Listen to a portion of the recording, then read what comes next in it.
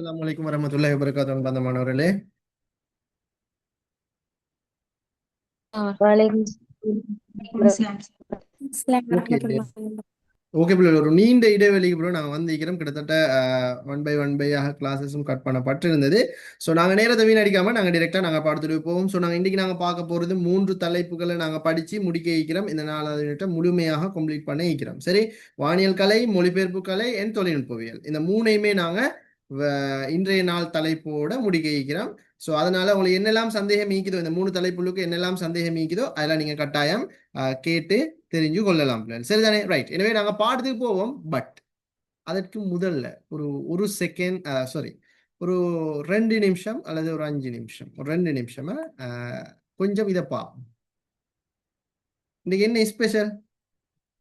இன்றைய நாள் என்ன ஸ்பெஷல்?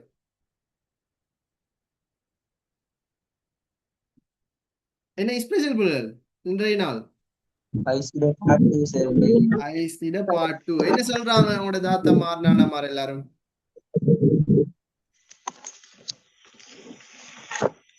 என்ன சொல்றாங்க? பேப்பர் எப்படியாம்?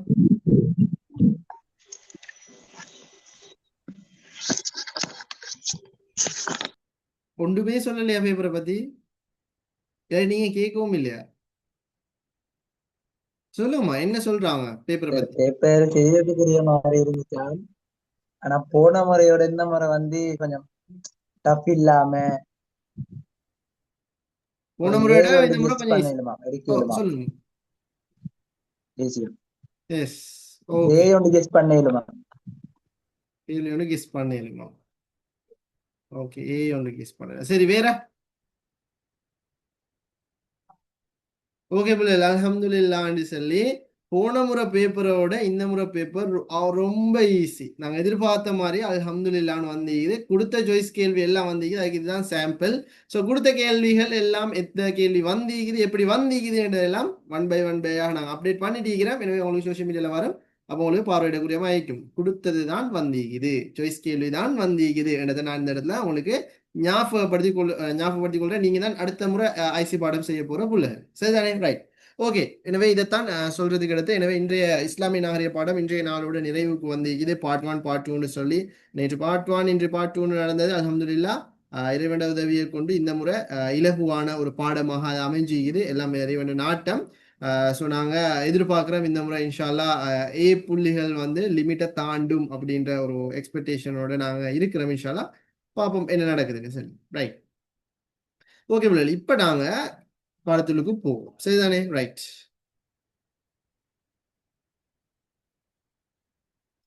சரி, முதலாவது வானியல் கலை அப்படின்னா என்ன பிள்ளை சொல்லுங்க பாப்போம். வானியல் கலைன்னா என்ன? அண்ணா என்ன சத்தம் இல்லை? அண்ணா கேட்குற டவுட்டுக்கு சொல்லி கொடுக்குற இல்லையா? அதான் சத்தம் இல்லை இன்னைக்கு. கேட்டுட்டேக்கிறேன் சார். சரி, அண்ணாக்கு வெறுத்து போச்சு. டவுட் கேட்டு கேட்டு கேட்டு நான் சொல்லி கொடுக்குறேன் இல்லையே, மெசேஜ் யாரும் பார்க்குறேன் இல்லையே. ஓகே, இனி பிஸி. சரி, இப்போ இனி அல்ஹம்துலில்லாஹ். சரி, ஓகே. வானியல் கலை அப்படின்னா என்ன மகள் சொல்லுங்க பாப்போம்.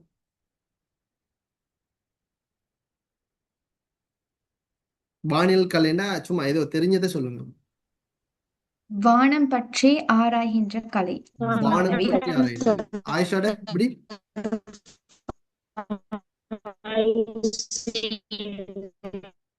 அதான் ஆய்வு செய்கின்ற. எதை ஆய்வு செய்யற? ஆய்வுதான். ஆய்வு செய்யற கலை தான். எதை ஆய்வு செய்யற? எதை ஆய்வு செய்யற? பிரயாணத்தை பத்தியா? வானத்தை பத்தி. ஓகே, வேற?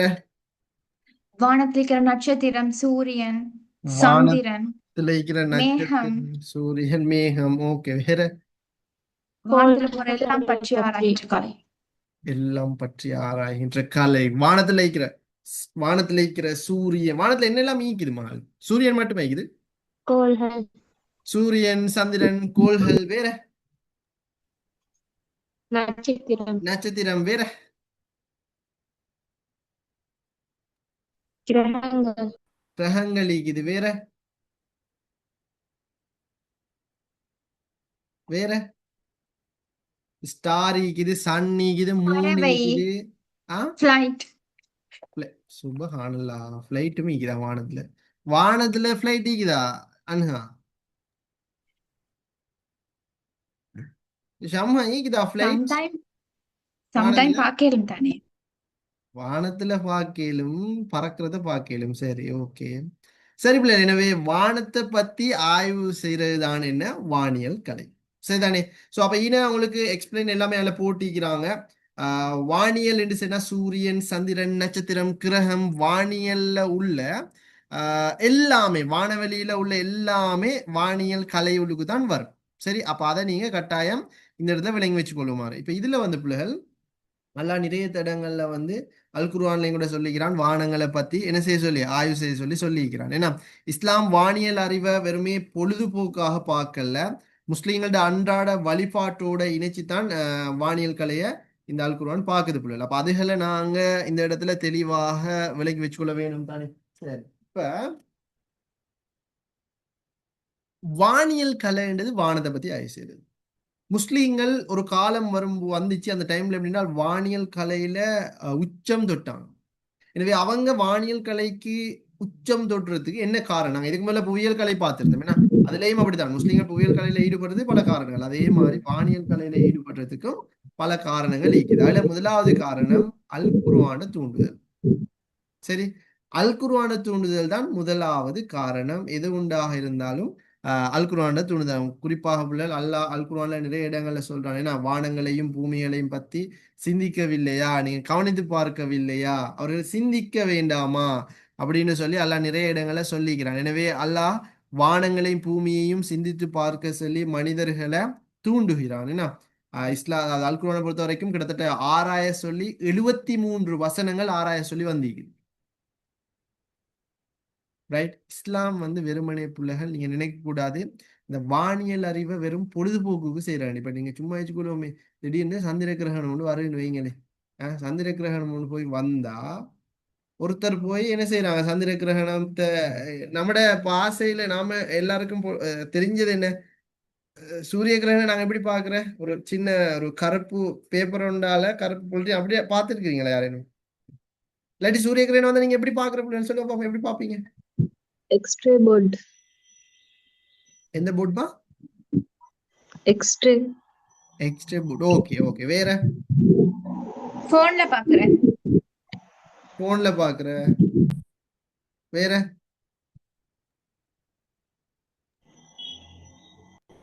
வேற வேற? சூரிய கிரகணம்டா என்ன சார், கண்டே இல்ல ஃபர்ஸ்ட். சூரிய கிரகணத்தை கண்டே இல்லையா? சுபஹானல்லாஹ் ஆண்டவன்.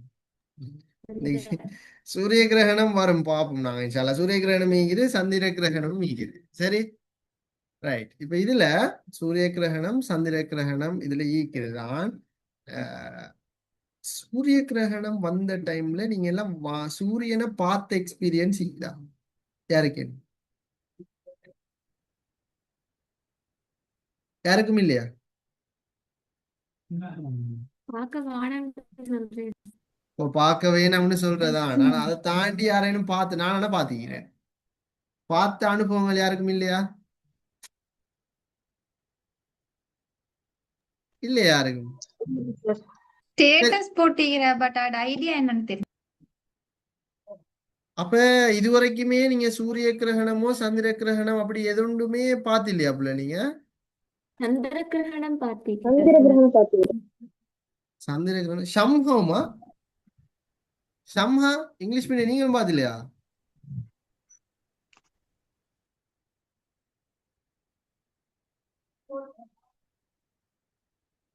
என்ன புள்ள சூரிய கிரகணம் சந்திர கிரகணம் பார்த்தில்லைன்னு சொல்றீங்கன்னா, பூமி சூரியனை மறைக்கிறது தான் சூரிய கிரகணம்.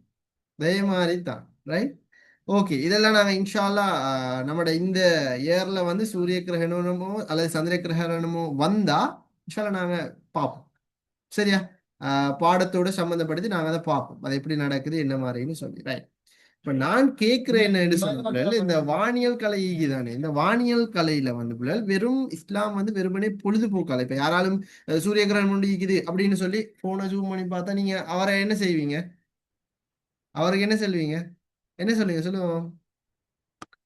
சும்மா தேவையில்லாத வேலை இல்லாததுக்கு வேலை பார்க்குறான் அப்படின்னு சொல்ற இல்லையா யாரும்? போனால இப்படி சூரியனை பார்த்தாலோ இல்லாட்டி சூரியனை போட்டோ பிடிச்சாலோ இல்லாட்டி சந்திரனை இப்படி ஜூம் பண்ணி பார்த்தாலும் ஆஹ் நீங்க நீங்கன்னு மட்டுமல்ல, இப்ப நமக்கு பின்னால இருக்கிற பாமர மக்கள் நம்மட சுத்தி உள்ள ஆட்களும் என்ன சொல்லுவாங்க, சும்மா என்னது தேவையில்லாத வேலை, சும்மா தேவையில்லாத வேலைகளை செய்யற அப்படித்தானே சொல்லுவாங்க. பிள்ளைகள் இது இஸ்லாம் இந்த வானியல் கலைய வெறும் ஒரு பொழுதுபோக்காக பார்க்கணும். சரிதானே? இஸ்லாத்தை பொறுத்த வரைக்கும் வானியல் கலைன்றது ஒரு பொழுதுபோக்கு அல்ல. முஸ்லீம்களோட அன்றாட வாழ்க்கையோடு இணைஞ்சதாகத்தான் இந்த வானியல் கலை இருக்குது. சரிதானே? இப்ப அதுக்கு நாங்க சும்மா வச்சுக்கொள்வோமே. இப்ப இஸ்லாத்துல பிறைய தீர்மானிக்கிறது எதை வச்சு பாருங்க. அந்த வானியல் கலை எங்க சம்மந்தப்படுது பாருங்க. பிறைய தீர்மானிக்கிறது எதை வச்சு?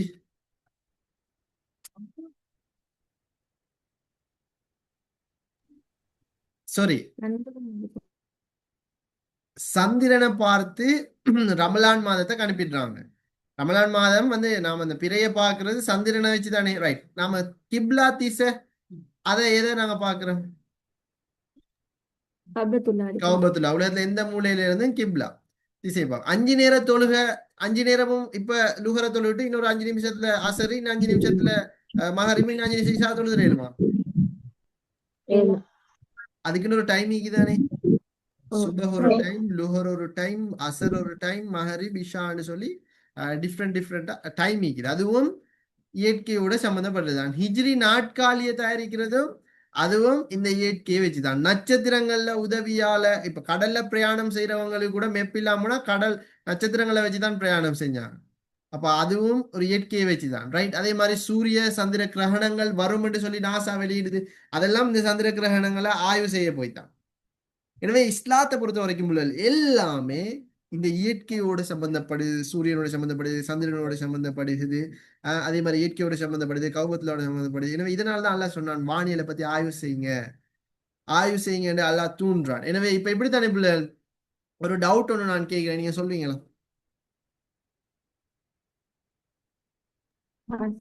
சரி, இப்ப நாம வச்சுக்கொள்வோமே, இப்ப நாம எல்லாரும் ஒரு நடு பாலைவனத்துல போறோம். சரி, நடு பாலைவனத்துக்குள்ள நாம போறோம். இப்ப நவீன காலம் தானே. நவீன காலம்ன்றதால இந்த இது மொபைல் போனி நாங்க 5 நேரத்துக்கு நாங்க ரிங் டோன் வச்சுக்கிறோம். ரிங் டோன் சொன்னா அதான் கேட்கும். லுகர் ஆயிட்டுன்னா அதான் கேட்கும். அசர் டைம் அதான் கேட்கும். ஓட்டோ போன்ல அப்படியான ஓட்டோ. மஹரிப்ண்டாலும் சரி, இஷானாலும் ஓட்டோவா கேட்கும். நான் கேட்கிறேன், இப்ப நம்மட காலத்துல இது ஓகே, நாம கண்டுபிடிக்கிறோம். எனவே 1400 வருஷத்துக்கு முதல் இந்த போன் இல்லை.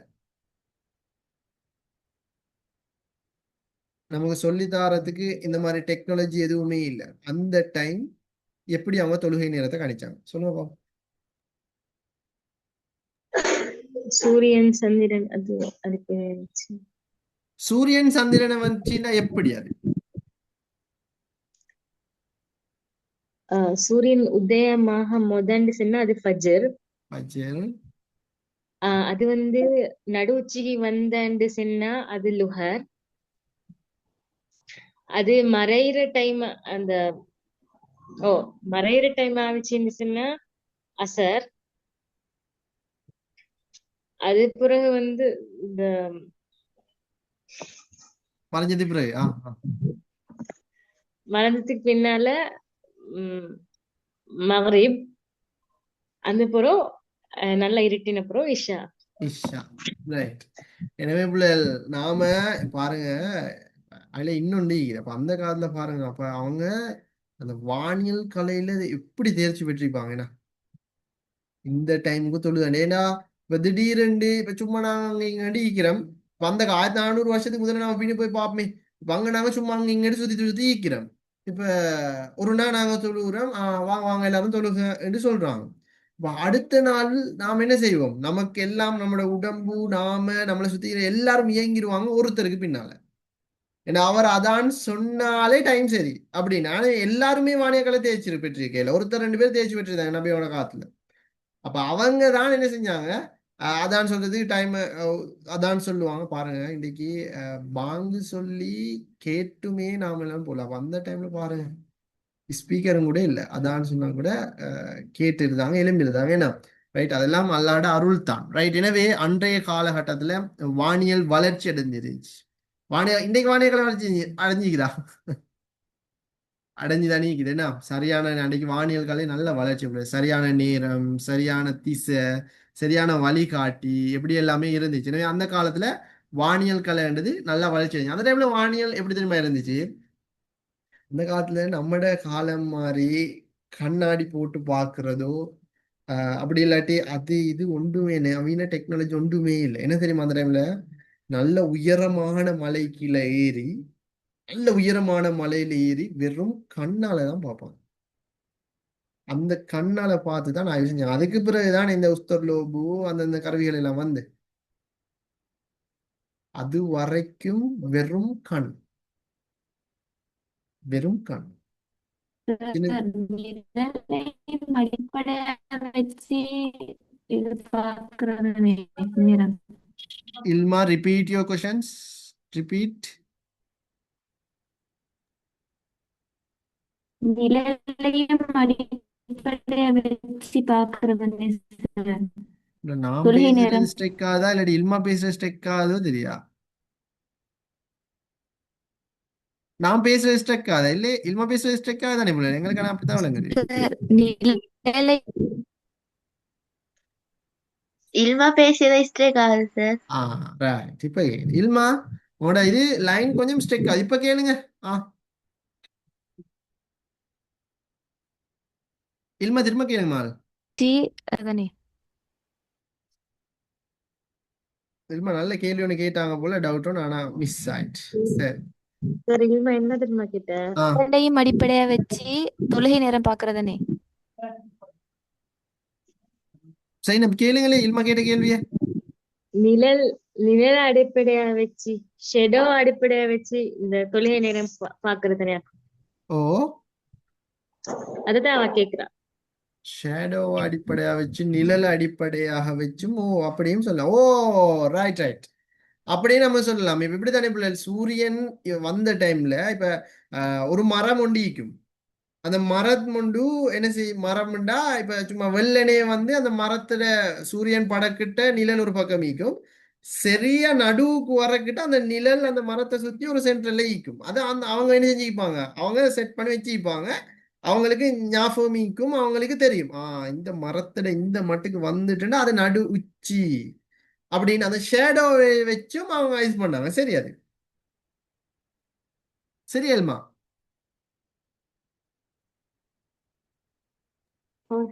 ஓகேம்மா, சரி. எனவே அப்ப நாங்க இப்படியான அடிப்படையில தான். எனவே அந்த டைம்ல நல்லா ஞாபகம் வச்சுக்கணும், வெறும் கண்ணால தான் வானியலை ஆய்வு செஞ்சாங்க. சரியா? இன்னைக்கு நம்ம கண்ணால வாக்கலுமா? பார்க்கறதும் பொருத்தம் இல்லைன்னு தான் சொல்றேன். ஏன்னா ரைட். தென் அது மிக முக்கியமானது. எனவே இந்த வானியல் கலையில அல்குர்ஆன தூண்டுதல் இருந்துச்சு. அதே மாதிரி ஹதீஸ்ட தூண்டுதல். நபி அவங்க பாருங்க, பிறையை பார்க்காத வரைக்கும் நீங்க நோன்பு நோக்காதீங்க, பிறையை நீங்க காணாத வரைக்கும் நோன்ப நிறைவு செய்யாதீங்க, மேகமூட்டம் இருந்தால் கணக்கிட்டு கொள்ளுங்கன்னு சொல்லி என்ன சொல்லிக்கிறாங்க என்ன நபி அவங்க. எனவே சுபகுக்கு பிறகு இருந்து சூரியன் உதிக்கும் வரை தொழிலா, அது எந்த தொழுகையும் தொழிலா. சுபகுக்கு பிறகு சூரியன் உதிக்கும் வரைக்கும், அசருக்கு பிறகு சூரியன் மறையும் வரைக்கும் அந்த டைம்லயும் எந்த தொழுகையும் என்ன செய்யலாது, தொழிலாது. நபி அவங்க தடுத்திக்கிறாங்க. அந்த டைம்ல தொழுகிறது கூடாதுன்னு சொல்லி. ரைட்.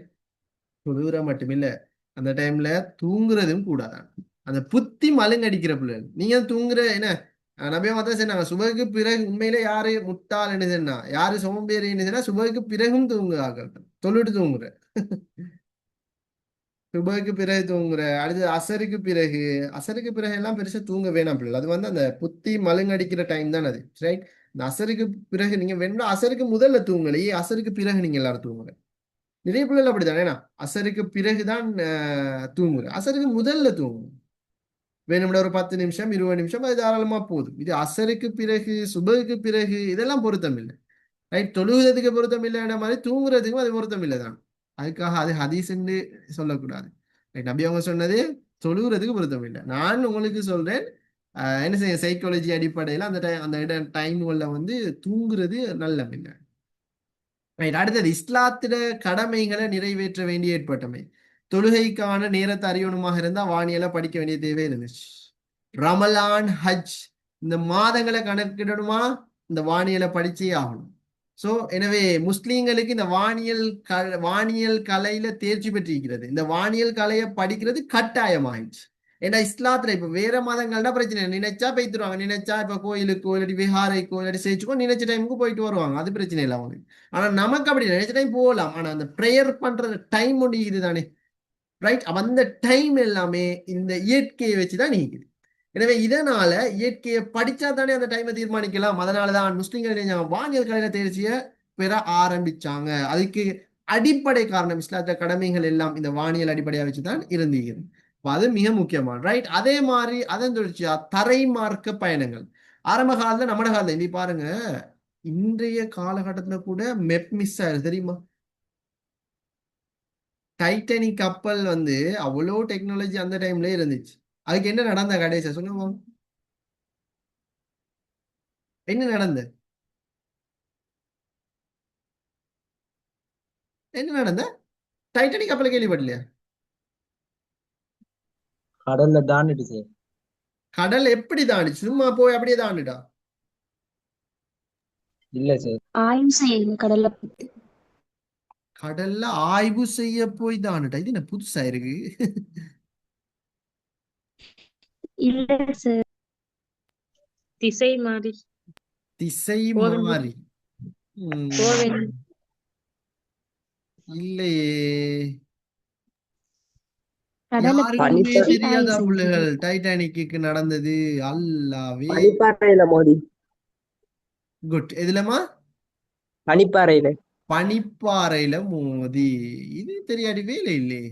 இப்ப எவ்வளவு வேர்ல்டு வைடா ஃபேமஸ் ஆக போகுது. அது இன்னைக்கு ஒரு அத்தாட்சியாக ஈக்குது அந்த அந்த கப்பல். ஏன்னா கடலுக்கு அடியில அது உறங்கி கொண்டு அந்த டைட்டானிக் கப்பல். பாருங்க, அத எந்த ஒரு அதை கட்டினவர் சொன்னாரு, கடவுளால கூட இந்த கப்பலை அழிக்கலான்னு சொல்லி, ரைட்? பெருமை அடிச்சு சொன்னார். ஏன்னா அதை கட்டுறது அவ்வளவு செலவு. அந்த டைம்லயே அது அவ்வளவு பெரிய கப்பலா இருந்துச்சு உள்ள, ரைட்? அவ்வளவு பெரிய கப்பல் அந்த டைம்லயே. அப்ப அதை உருவாக்கினவர் தான் சொன்னார், சவால் விட்டார், இல்ல இறைவனால கூட இந்த கப்பலை அழிக்கலான்னு. ஆனா கடைசியில அதோட கன்னி பயணத்திலேயே என்ன நடந்துச்சு? அழிவு வந்துச்சா? அழிவு வந்துச்சா? இறைவனால கூட அழிக்க முடியாதுன்னு சொன்ன வந்து பாருங்க, பிரம்மாண்டமான கப்பல் அது. பாருங்க, அது அவ்வளோ சின்ன கப்பல் இல்ல, சரியான பெருசு அந்த கப்பல். பெருசுன்னா அவ்வளோ பெருசு, ரைட்? கட்டுறதுக்கே இவ்வளோ காலம் எடுத்துச்சு. அப்ப கட்டி முடிச்சுட்டாங்க, ஒரு மாதிரியா கட்டி முடிச்சு கன்னி பயணத்திலேயே அட்லாண்டிக் சமுத்திரத்துல பிரிட்டன்ல இருந்து அமெரிக்கா நோக்கி போன அந்த டைம்ல பனிப்பாறை, நாமெல்லாம் நினைக்கிற நமக்கு தெரிஞ்ச பனிப்பாறை என்ன, இப்படி பிடிச்சா கரைஞ்சிரும் அப்பதானே. நான் சும்மா ஒரு சாம்பிள் சொல்றேன். நல்லா ஒரு கப்ல ஐஸ் கட்டி தண்ணியை கொண்டு போய் ஃப்ரிட்ஜில் கீழுக்கு வச்சா ஸ்லோவா தான் அது என்ன செய்யும், ஹீட்டா அந்த கூலா. ஃப்ரிட்ஜுக்கு மேலுக்கு ஒரு சேவர் ஒன்று இருக்குது, அதுக்கு நீங்க வச்சீங்கன்னா குயிக் ஐஸ் கட்டி ஆயிரும். ஒரு 2-3 நாள் தண்ணி அதுக்கு வச்சா, வச்சுட்டு எடுத்தா அந்த ஐஸ் கட்டி எப்படி இருக்கும், எப்படி இருக்கும்? அதாவது அந்த தண்ணி ஐஸ் கட்டி ஆயிக்கும். நான் சும்மா சாம்பிளுக்கு சொல்றேன். ஒரு கத்தி எடுத்துக்கொள்ளுங்க, கத்தி, இந்த வெட்டுற கத்தி. அந்த கத்திய தண்ணி உள்ளுக்கு வச்சு அப்படியே அந்த இதுக்கு வைங்க. அதாவது கத்தி மாதிரியே ஐஸ் கட்டியே செஞ்சு எடுக்கிறது. ஒரு ஷேப்புளுக்கும் அதுக்குள்ள கொண்டு வச்சுட்டு கத்தி எடுத்துட்டு பாருங்க, அப்படியே இருக்கும் அந்த ஐஸ் கட்டி. அதை எடுத்து ஒருத்தர் குத்தினாலும் உயிர் வைக்கணும். ஏண்டா அந்த அளவுக்கு கூர்மை, அந்த அளவுக்கு ஐஸ் ஆகியிருக்கு. இந்த ஐஸ் கட்டி இதுதானே ஐஸ் ஏஜ்னு சொல்லுவாங்க. ஐஸ் கட்டி தானே பிள்ளை, அது வந்து வெரி டேஞ்சர். ஐஸ் கட்டி கண்டு இல்லையா? எப்படி இருக்கும்? கட்டியா எப்படி இருக்கும்? எப்படி இருக்கும்? கூலாய்க்கும். கூலாய்க்குமா? உங்களுக்கு ஐஸ் கட்டியும் காட்ட வேண்டியதாகத்தான் நீக்கிது, ரைட்? ஐஸ் கட்டிய நீங்க நினைச்சிட்டு இருக்கிற ஐஸ் கட்டி எப்படி, அது சும்மா அடிச்சா இதாகிரும். அந்த ஐஸ் கட்டிலையும் போய் கப்பல் இடிச்சு இதாகுமா அப்படின்னு தானே நீங்க நினைச்சிட்டு இருக்கிற? இல்ல பிள்ளைகள், அந்த ஐஸ் கட்டிக்கு தானே நாம நினைக்கிற மாதிரி அல்ல. இப்ப நீங்க படங்கள் எல்லாம் பார்த்திருப்பீங்களா? ஐஸ் கட்டிக்கு மேலுக்கு என்ன போகுது? கப்பல் போறதெல்லாம் கண்டு இல்லையா? வாகனம் எல்லாம் ஓட்டி போவாங்க ஐஸ் கட்டிக்கு மேலுக்கு, கடலுக்கு மேலுக்கு போவாங்க கண்டு இல்லையா படங்கள்ல? ஐசேஜ் காத்துங்களுக்கு ஈக்குது அந்த கார்ட்டூன் ஒன்று ஈக்குது, ஐஸ் ஏஜ்னு ஒரு கார்ட்டூன் ஒன்று ஈக்குது தானே. ஓ நான் பாத்தீங்கன்னா அப்ப அது ஃபுல்லாவே அந்த ஐஸ் கட்டியை வச்சு தான் எடுத்துக்கிறான். அதுல பாட்டு ஒன் வந்து இதான் டைட்டானிக் நடந்தது. இப்ப அப்படியே சரியா கொண்டு போய் இப்ப இப்படிதான் பிள்ளை இது வந்து கிட்டத்தட்ட 40 இந்த எத்தனை இது உண்மையான போட்டோவா சார்? இல்ல இனிமேஷன்ல எடுத்தது. உண்மையான போட்டோ எடுக்கிறதுக்கு அந்த டைம்ல கேமரா டெக்னாலஜி இருந்தான்டா அந்த டைம் இல்ல. ஆனா சார் எனக்கு அனிமேஷன்ல உண்மையா இத பத்தி தெரியாது சார். சரியா என்று சொல்லி சரி வராது மால். இது வந்து கட்டாயம் தெரிஞ்சுக்கொள்ள தானே வேணும். இதுக்கு பின்னால எவ்வளவு சரித்திரம், நீங்க என்ன கேட்கறதுக்காக நான் சொல்றேன். இதுக்கு பின்னால எவ்வளவு சரித்திரங்கள் இருக்கு தெரியுமா? அந்த டைட்டானிக் கப்பல் கடலுக்கு அடியில இன்னைக்கு இருக்குது தெரியுமா? அந்த கடலுக்கு அடியில அது அத்தாட்சிக்காக இருக்குது. ரைட். அது அண்மையில தான் அந்த கடலுக்கு அடியில அந்த டைட்டானிக் கப்பல் இருக்கிறத கண்டுபிடிச்சாங்க. அப்ப அதுக்கு அதையும் இன்னைக்கு என்ன செய்யறாங்கன்னு சொன்னா ஒரு இதாக அப்படின்னு சொன்னா ஒரு இதுக்குன்னு சொன்னா கடலுக்கு அடியில போயிட்டு அதை பார்க்கலாம். ரைட். அட்லாண்டிக் சமுத்திரத்துல கடலுக்கு அடியில போய் பார்க்கிறது ஒரு டூரிஸ்ட் மாதிரி அதை மாத்தி போட்டாங்க, டூரிஸ்ட் பிளேஸ் மாதிரி. ரைட். அப்ப அதை பார்க்க போனவங்க கிட்டத்தட்ட 3 பேர் மட்டும் 5 பேர் போய் அதை பார்க்க போயும் இறந்துட்டாங்க தெரியுமா? இவ்வளவு சரித்திரங்கள் இருக்குது. டைட்டானிக் பத்தி தெரியான்றீங்களே இவ்வளவு. அது டூரிஸ்ட் பிளேஸா இருந்தது, அது சரியான ஆழம். அப்ப அந்த இடங்களை வந்து அந்த டைட்டானிக் கப்பல் கீழே இருக்கிறத பாக்குறதுக்கு என்ன செய்யறாங்கன்னு சொன்னா கூட்டிட்டு போறாங்க. டூரிஸ்ட் கூட்டிட்டு போனா கிட்டத்தட்ட ஒரு நாளைக்கு போனா வந்துடலும், ஒரு நாள் மார்னிங் போனா ஈவினிங் வரையிலும். அப்படிதான் அந்த சிஸ்டம் இருக்குது. இதான் இருக்குது. இதை பாருங்க, டைட்டானிக் கப்பல் கடலுக்கு அடியில இப்படிதான் இருக்குது. அப்ப இதை பாக்குறதுக்கு அந்த ஒரு கப்பல் ஒன்று தெரியுது, தெரியுது அந்த ஒரு சின்ன இதோண்டு இருக்குது, சப்மரின் மாதிரி. பாருங்களேன், இந்த விலங்குதான் உங்களுக்கு. அதுல 5 பேர் போகலாம். அத வந்து அந்த கம்பெனி வந்து கூட்டிட்டு வருவாங்க கடலுக்கு அடியில. கிட்டத்தட்ட எத்தனை ஆயிரம் கீழே ஈக்குது, எத்தனை கிலோமீட்டர் அடியில தான் இந்த கப்பல் ஈக்குது. இன்னைக்கும் அது சரிவடைஞ்சு அப்படியே ஈக்குது கடலுக்கு அடியில. கிட்டத்தட்ட எத்தனை பேர் கொலை செய்யப்பட்டாங்க, 4000 பேருக்கு மேல போனது. கடைசியில் ஒரு 600 பேரை தான் காப்பாற்ற முடிச்சு இந்த கப்பல்ல, மத்த எல்லாம் டெத். சரியா? அப்ப இன்னைக்கு கிட்டத்தட்ட 40-50 வருஷம் தாண்டிட்டு, அப்ப 40-50 வருஷம் தாண்டினதுக்கு அப்புறம் அந்த கப்பல் இன்னும் அப்படியே ஈக்குது, நான் சிதை அடைஞ்சு போய். அப்ப அதை வந்து வெளியே கொண்டு வரணும்னு ட்ரை பண்ண, ஆனா அது அப்படியே இருக்கட்டும், ஏன்னா வெளியே கொண்டு வரும்போது சிதை அடைஞ்சிரும் அப்படின்றதால அது அப்படியே உள்ளுக்கு ஈக்குது.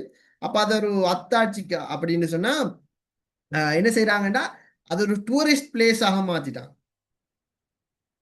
5 பேர் இருக்க ஒரு கப்பல் ஒண்டி இருக்குது, அந்த கப்பல்ல தான் போகல. இந்த ஆழத்துள்ளுக்கும் சப்மரீன்ல எல்லாம் போகல. அதுக்குன்னு தயாரிக்கப்பட்ட இந்த சப்மரீன்ல 5 பேரை கூட்டு போவாங்க.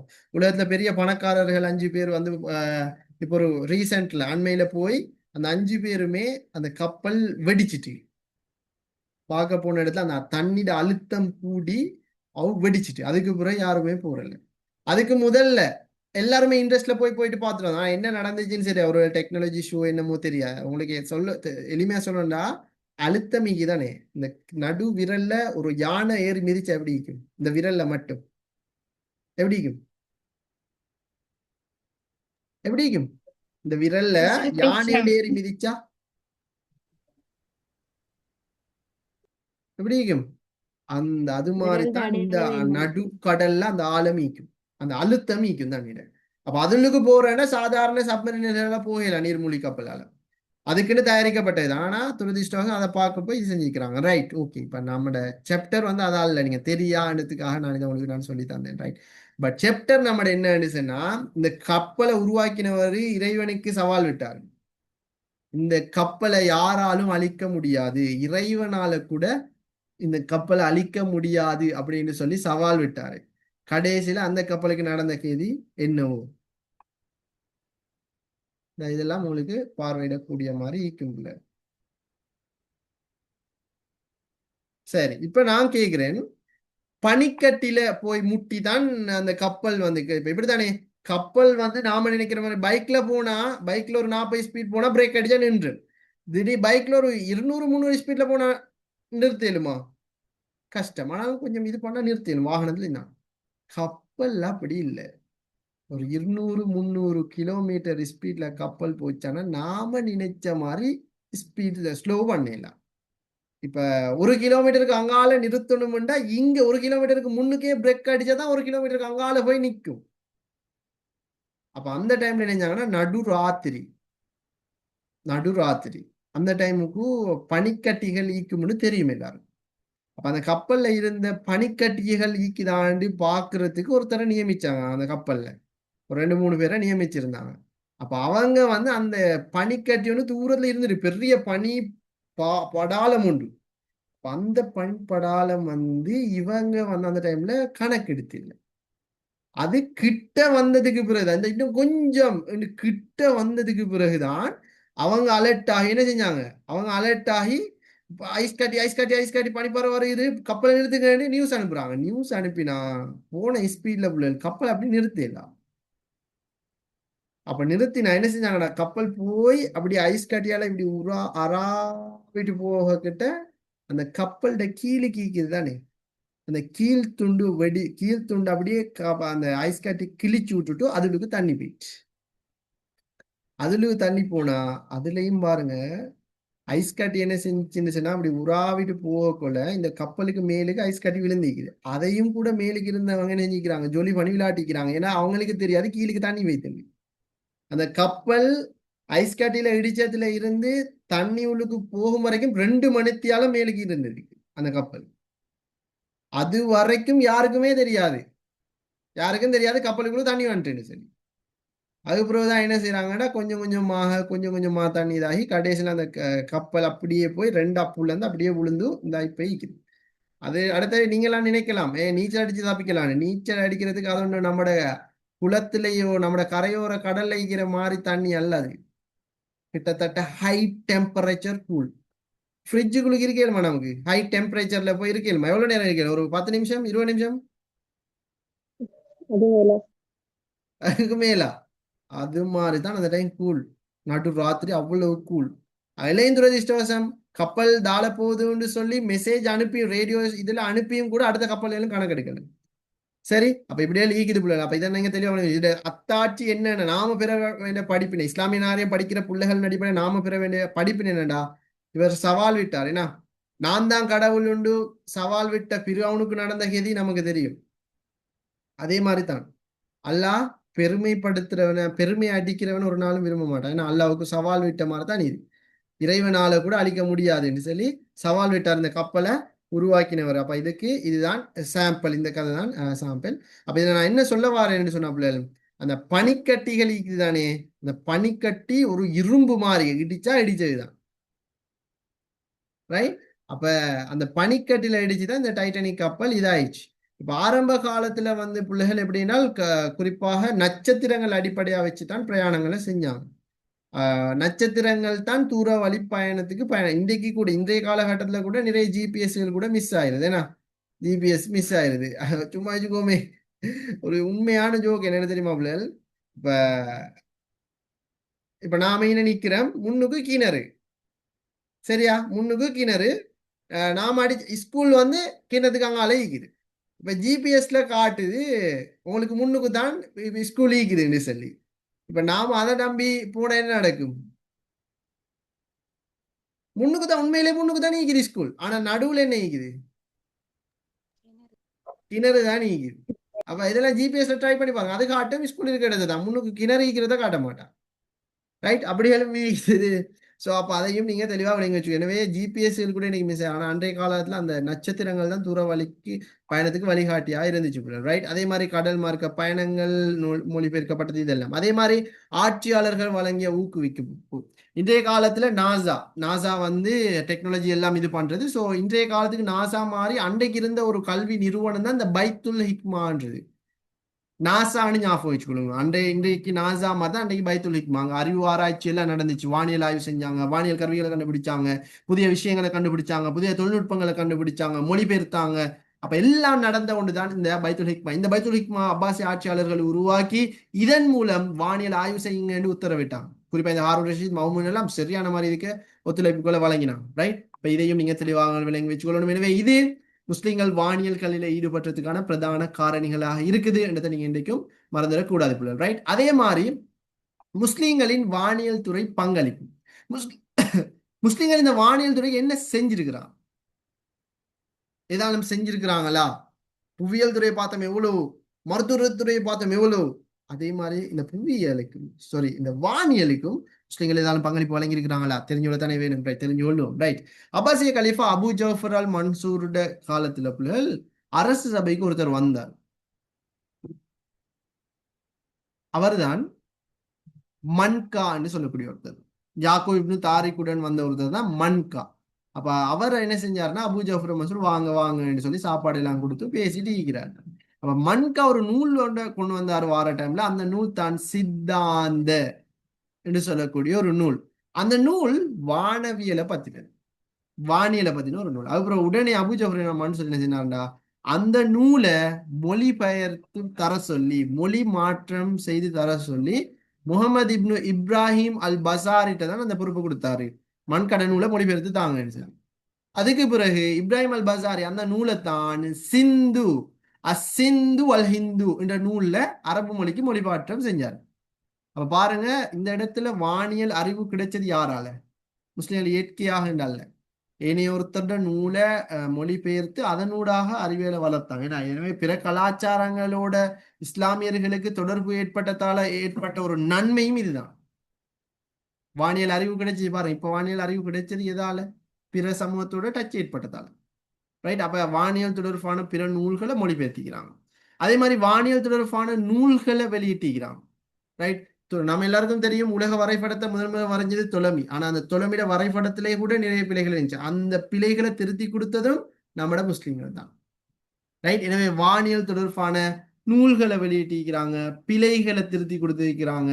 கலிஃபா மாமூண்ட காலத்துல அதிகமான நூல்கள் வானியல் சம்பந்தமாக வெளியிடப்பட்டுச்சு. அப்ப அதையும் நாங்க பார்த்துக்கொள்ளணும். அதே மாதிரி வானியல் அட்டவணைகளை தயாரிச்சுக்கிறாங்க. முஸ்லீம்கள் முதன்முதலாக உஸ்தர்லோபுன்னு சொல்றது அந்த வானியல் ஆய்வு செய்த பிற பார்க்கிற ஒரு தொழில்நுட்பம் மாதிரி தான் அது உஸ்டர்லோபுன்றது. அப்ப அந்த உஸ்டர்லோபை ஒன்றை உருவாக்கிய பெருமை இப்ராஹிம் அல் பசாரியை தான் ஈக்குது. இப்ப நான் கேட்கிறேன், இப்ராஹிம் அல் பசாரிக்கு இந்த உஸ்டர்லோப செய்யறதுக்கான திறமை எங்க இருந்து வந்துச்சு சொல்லுங்க. மன்கா கொண்டு வந்த புக்ல இருந்தா அல் குர்ஆன் ஹதீஸ். மன்கா கொண்டு வந்த புக்ல இருந்து, மன்கா கொண்டு வந்த நூல்ல இருந்துதான் அவர் மோட்டிவேஷன் ஆகி இதெல்லாம் கண்டுபிடிச்சிருக்கிறார். பாருங்க எப்படின்னு. அப்புறம் அவர் அதை அடிப்படையா வச்சு நூல் எழுதி இருக்கிறார். உஸ்தர்லோபொண்டை உருவாக்கி நூல் ஒன்றை எழுதி, அதே மாதிரி சிஜ்ஜனப்பட்ட வானியல் அட்டவணை ஒன்றையும் எழுதிக்கிறார்.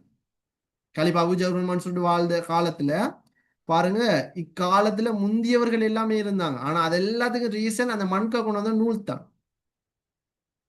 அப்ப அந்த நூல் பாருங்க ஒரு சமூகத்தையே மாத்திக்கு, ரைட்? அதே மாதிரி சந்திரன் ஈர்ப்பு சக்தி குறித்து கருத்துக்களை வெளியிட்டுக்கிறாங்க. ஏன்னா நான் சும்மா கேட்கிறேன், இந்த போனை மேல தூக்கி போட்டா என்ன செய்யும்?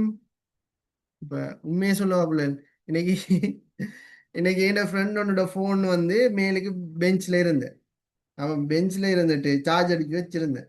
அப்ப நான் லேசா வயரை இழுத்தேன், போன் கீழே டிஸ்பிளே போயிட்டு கீழே விழுந்ததோட இந்த இப்படியே டிஸ்பிளே அப்படியே போயிட்டு என் ஃப்ரெண்டோட போன் சரியா, ரைட்? அது வேற. நாங்க அதை பார்ப்போம். என்னன்னா இப்ப நான் சொல்ல வரேன்டா, போனை மேல போட்டா கீழே மேலுக்கு போகுமா?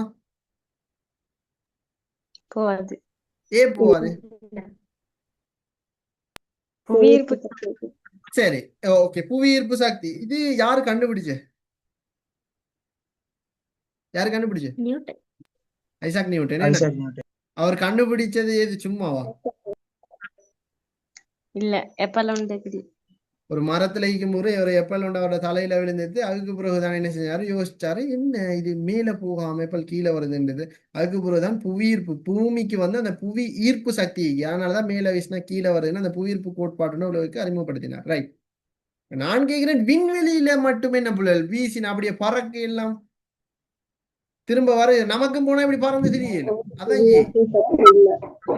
அங்க இல்ல. புவியீர்ப்பு சக்தி இல்ல. ரைட்.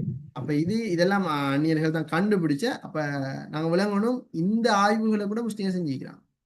சந்திரன் ஈர்ப்பு சக்தி குறித்து கருத்துக்கள் எழுதிய பாருங்க, அகமது அல் ஃபர்கான் என்ற புகழ்பெற்ற வானியல் அறிஞர் பல நூல்கள் எழுதியிருக்கிறார். பூமியிட விட்டங்கள் அதுகளை கணிச்சிருக்கிறாங்க. அதே மாதிரி நூல்களை மொழிபெயர்த்திக்கிறாங்க. பாருங்க, மம்முட காலத்துல 3 முக்கிய விஞ்ஞானிகள் இருந்தாங்க. முகமது அகமது ஹசன். இது எக்ஸாமுக்கு நான் மாடல் பேப்பர்ல கேட்பேன். இவங்க 3 பேரும் யாருண்டு வரும். இசைக்கலை அறிஞர்கள், புவியியல் துறை அறிஞர்கள், மொழிபெயர்ப்பாளர்கள், இன்னொரு விடையில வானியல் கலைஞர்கள் வரும். அந்த டைம் நோட் பண்ணி வச்சுக்கொள்ளணும். முகமது அகமது ஹசன், இந்த 3 பேருமே வானியல் துறையில தேர்ச்சி பெற்ற வானியல் கலைஞர்கள். அது மிக முக்கியம். சரி. அதே மாதிரி கிந்தியிட சமகாலத்தவரான அபு மஹிஷர், அவரும் இணைஞ்சிக்கிறாரு, வானியல் அட்டவணைகளை தயாரிச்சிக்கிறாரு. அப்ப அவரும் மிக முக்கியமான ஒருத்தர் தான். பாருங்க, கருத்துக்களை வெளியிட்டிருக்கிறாங்க, நூல்கள். அதே மாதிரி புவி தனது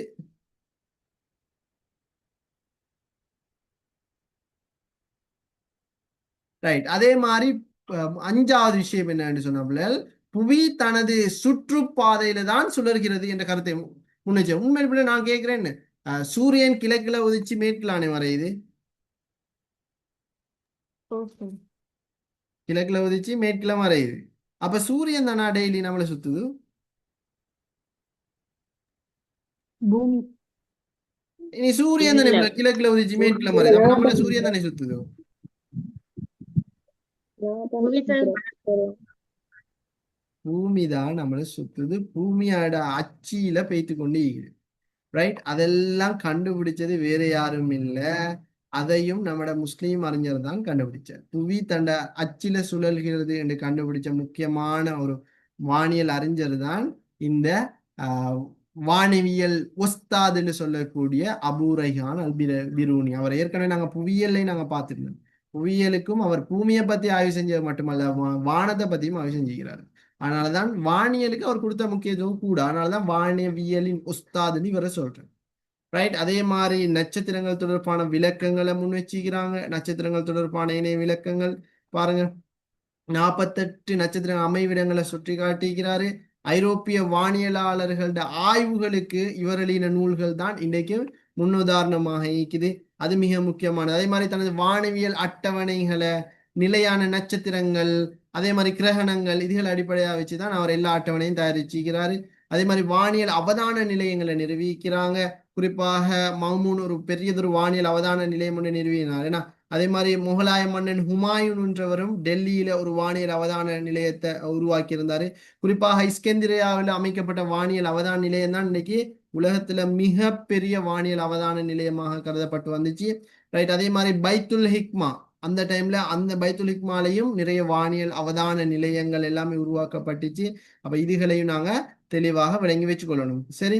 பாரு, மௌமூன் வானில் அவதான நிலையம் நிறுவி அதுக்கு ரஸ்ம் அல் மௌமூனின்னு பேர் வச்சுக்கிறார். ஷம்ஷியான்னு சொல்லி இதெல்லாம் மௌமூன் தான் உருவாக்கினது. எனவே வானியல் அவதான நிலையங்களையும் கூட முஸ்லீம்கள் உருவாக்கி இருக்கிறாங்க. எனவே இவங்களோட பங்களிப்பு கொஞ்சம் என்று சொல்ல இயலாது. எவ்வளவு நாங்க இப்ப பார்த்துட்டோம். ஏன்னா ரைட், நூல்களை மொழிபெயர்த்திக்கிறாங்க, நூல்களை வெளியிட்டிக்கிறாங்க, அட்டவணைகளை தயாரிச்சிக்கிறாங்க, குறிப்புகளை வெளியிட்டிருக்கிறாங்க, பூமி தண்ட அச்சில தான் சுழல்கிறது என்று சொல்லி கண்டுபிடிச்சிக்கிறாங்க, நட்சத்திரங்கள் தொடர்பான விளக்கங்கள், அவதான நிலையங்களை உருவாக்கி இருக்கிறாங்க. அப்ப முஸ்லீம்களோட வானியல் பங்களிப்பும் மகத்தானது என்றத மறக்கே இல்லாது. ரைட். அதன் தொடர்ச்சியாக நாங்க பார்த்தோம்னா கலிஃபா மௌமூன் காலத்துல வானியல் துறை. இப்ப அப்பாசி ஆட்சி காலத்துல பிள்ளைகள் வானியல் கலைக்கு முக்கியத்துவம் வழங்கினவங்கள்ல இந்த மௌமூன் முக்கியமான ஒருத்தர். ஏன்னா அவருடைய காலத்துல இந்த அகமது முகமது ஹசன் என்று சொல்லக்கூடிய மூவேந்தர்கள், சேர சோழ பாண்டிய என்ற மாதிரி இந்த மூவேந்தர்களும் என்ன செஞ்சாங்கன்னா நல்ல விஞ்ஞானிகள். ரைட். அப்ப இவங்க நிறைய விஷயங்களை கண்டுபிடிச்சாங்க. எல்லாம் பைத்துல் ஹிக்மால இருந்து தான் செஞ்சாங்க.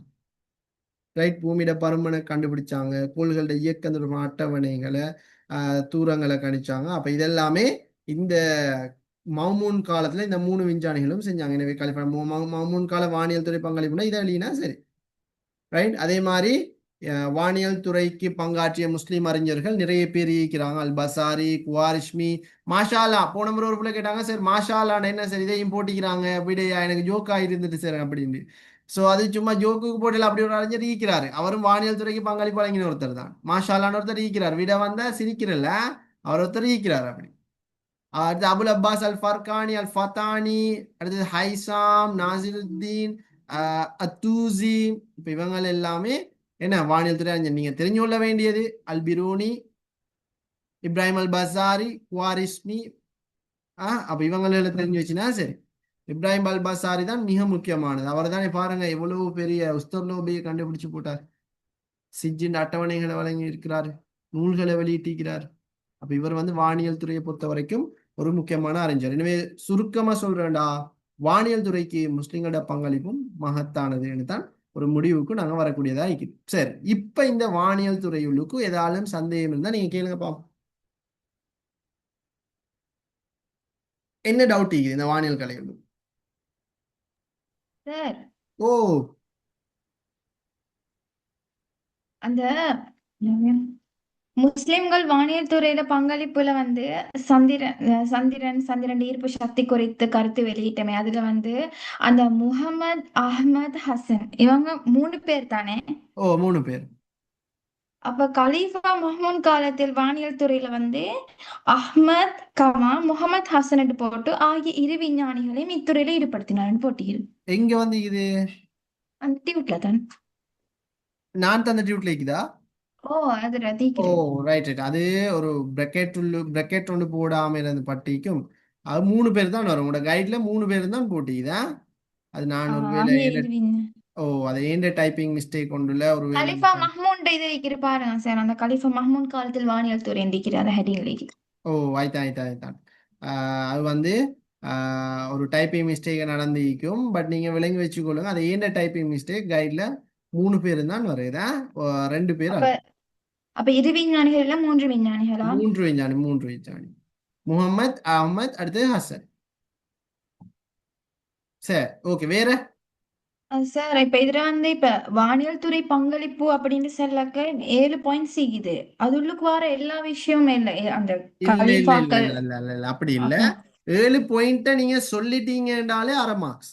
அந்த பாயிண்ட்டுக்குரிய விளக்கம் இப்ப நூல் எழுதி இருந்தாங்கன்னா அந்த நூலை சொல்லத்தானே வேணும். எத்தனையோ அட்டவணைகளை இருக்குதானே, எப்படி நிறைய இருக்குதானே, அது எல்லாம் அதுல உள்ளடங்கணும் மாதிரி கேட்கிறேன். எல்லாம் இல்ல மகள், எல்லாமே தேவையில்ல. ஒரு 2 நூல் எழுதினா போதும்.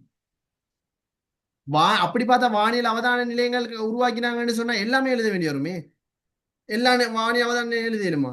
இல்ல. அந்த அரசு அல் மஹ்மூனி ஷம்ஷியா அந்த 2 வானியல் அவதான நிலையங்கள் எழுதினாலே போதும். ஸோ எல்லாம் அப்படி எழுத தேவையில்ல. ஷார்ட் அண்ட் ஸ்வீட்டா எழுதினா சரிம்மா. சரியாண்ணா? சரி சார், ஜஸாக்கல்லாஹ். ரைட். வேற ஏதாவது டவுட் ஈக்குதா? இல்ல நாங்க அடுத்த தலைப்பு போமா? Is there any doubt? இல்ல. Shamha? No, sir, clear. Okay, any doubt? போமா அடுத்த தலைப்புக்கு? Shall we go to the next part? போமா? Okay, sir. Okay, right. அதன் தொடர்ச்சியாப்புல நாங்க பார்க்கக்கூடிய அடுத்த கலை தான் மொழிபெயர்ப்பு கலைன்னு வாங்க. இப்ப எனக்கு சொல்லுங்க பாப்போம், மொழிபெயர்ப்பு கலைன்னா என்ன? மொழிபெயர்ப்பு கலைன்னா என்ன சொல்லுங்க பாப்போம். மொழிபெயர்ப்பு கலைன்னா என்ன?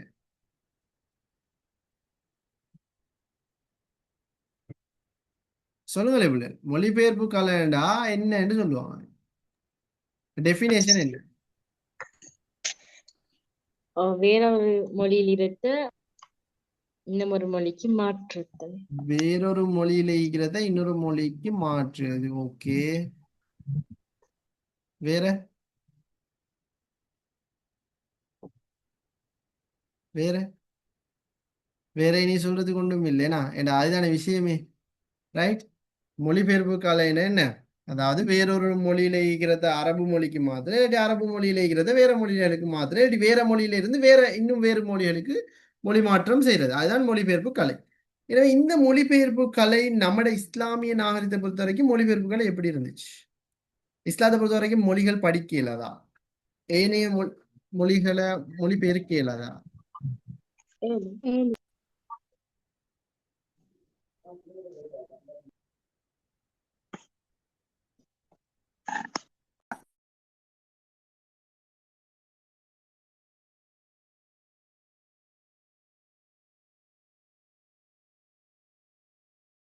சொல்லுங்களே பிள்ளைகள், சொல்லுங்க மால். இஸ்லாத்தை பொறுத்த வரைக்கும் மொழி படிக்கலதா? ஏழு. மொழிபெயர்ப்புக்கு ஆதரவு இல்லையா இஸ்லாத்தை பொறுத்த வரைக்கும்? அரபு படிக்கிற மொழிமாக்கள் இருக்கிறீங்க தானே, சொல்லுங்க. மொழி படிக்கலதா? ஏழு. ஏலும். ரைட். இந்த மொழிபெயர்ப்பு கலைக்கு எங்கேயாலும் தடை விதிச்ச இஸ்லாத்துல தடை விதிச்ச சம்பவங்கள் எங்கேயாலும் பதிவாகிக்கிறா? பாப்போமே, சொல்றீங்களா? மொழி மொழிபெயர்ப்பு கலைக்கு எங்கேயாலும் தடை விதிச்சப்பட்டிருக்குதா? தடை விதிச்சு தடை விதிச்சு தடை விதிப்பாங்களா முதலாவது? ஏன்னா மொழிபெயர்ப்பு கலை ஒரு முக்கியமான ஒரு துறை. என்ன ரைட். இப்ப இதுல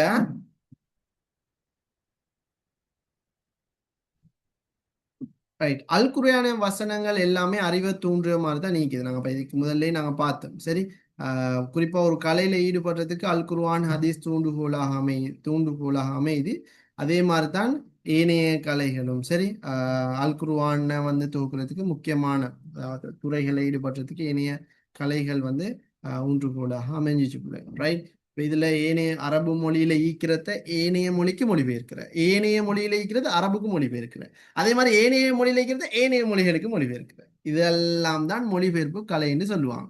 ரைட். அப்ப அந்த மொழிபெயர்ப்பு கலை சம்பந்தமான விளக்கங்கள் இந்த இடத்துல போட்டிக்கிறாங்க.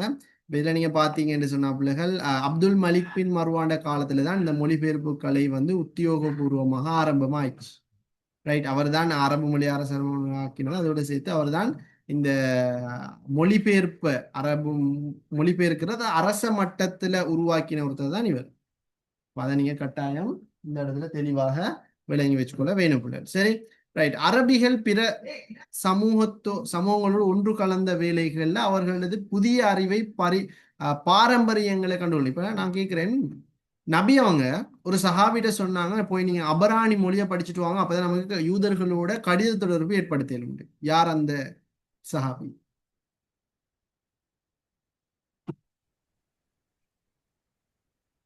யார் அந்த சஹாபி? கேள்வி. நபி அவங்க ஒரு சஹாபிட்ட சொன்னாங்க, நபி அவங்க இப்ப மதீனா வாசிகள் சாரி யூதர்களோட உடன்படிக்கை செஞ்சுதான் மதீனா சாசனத்தை உருவாக்கின. அப்ப அந்த யூதர்களோட மொழி வந்து அபராணி.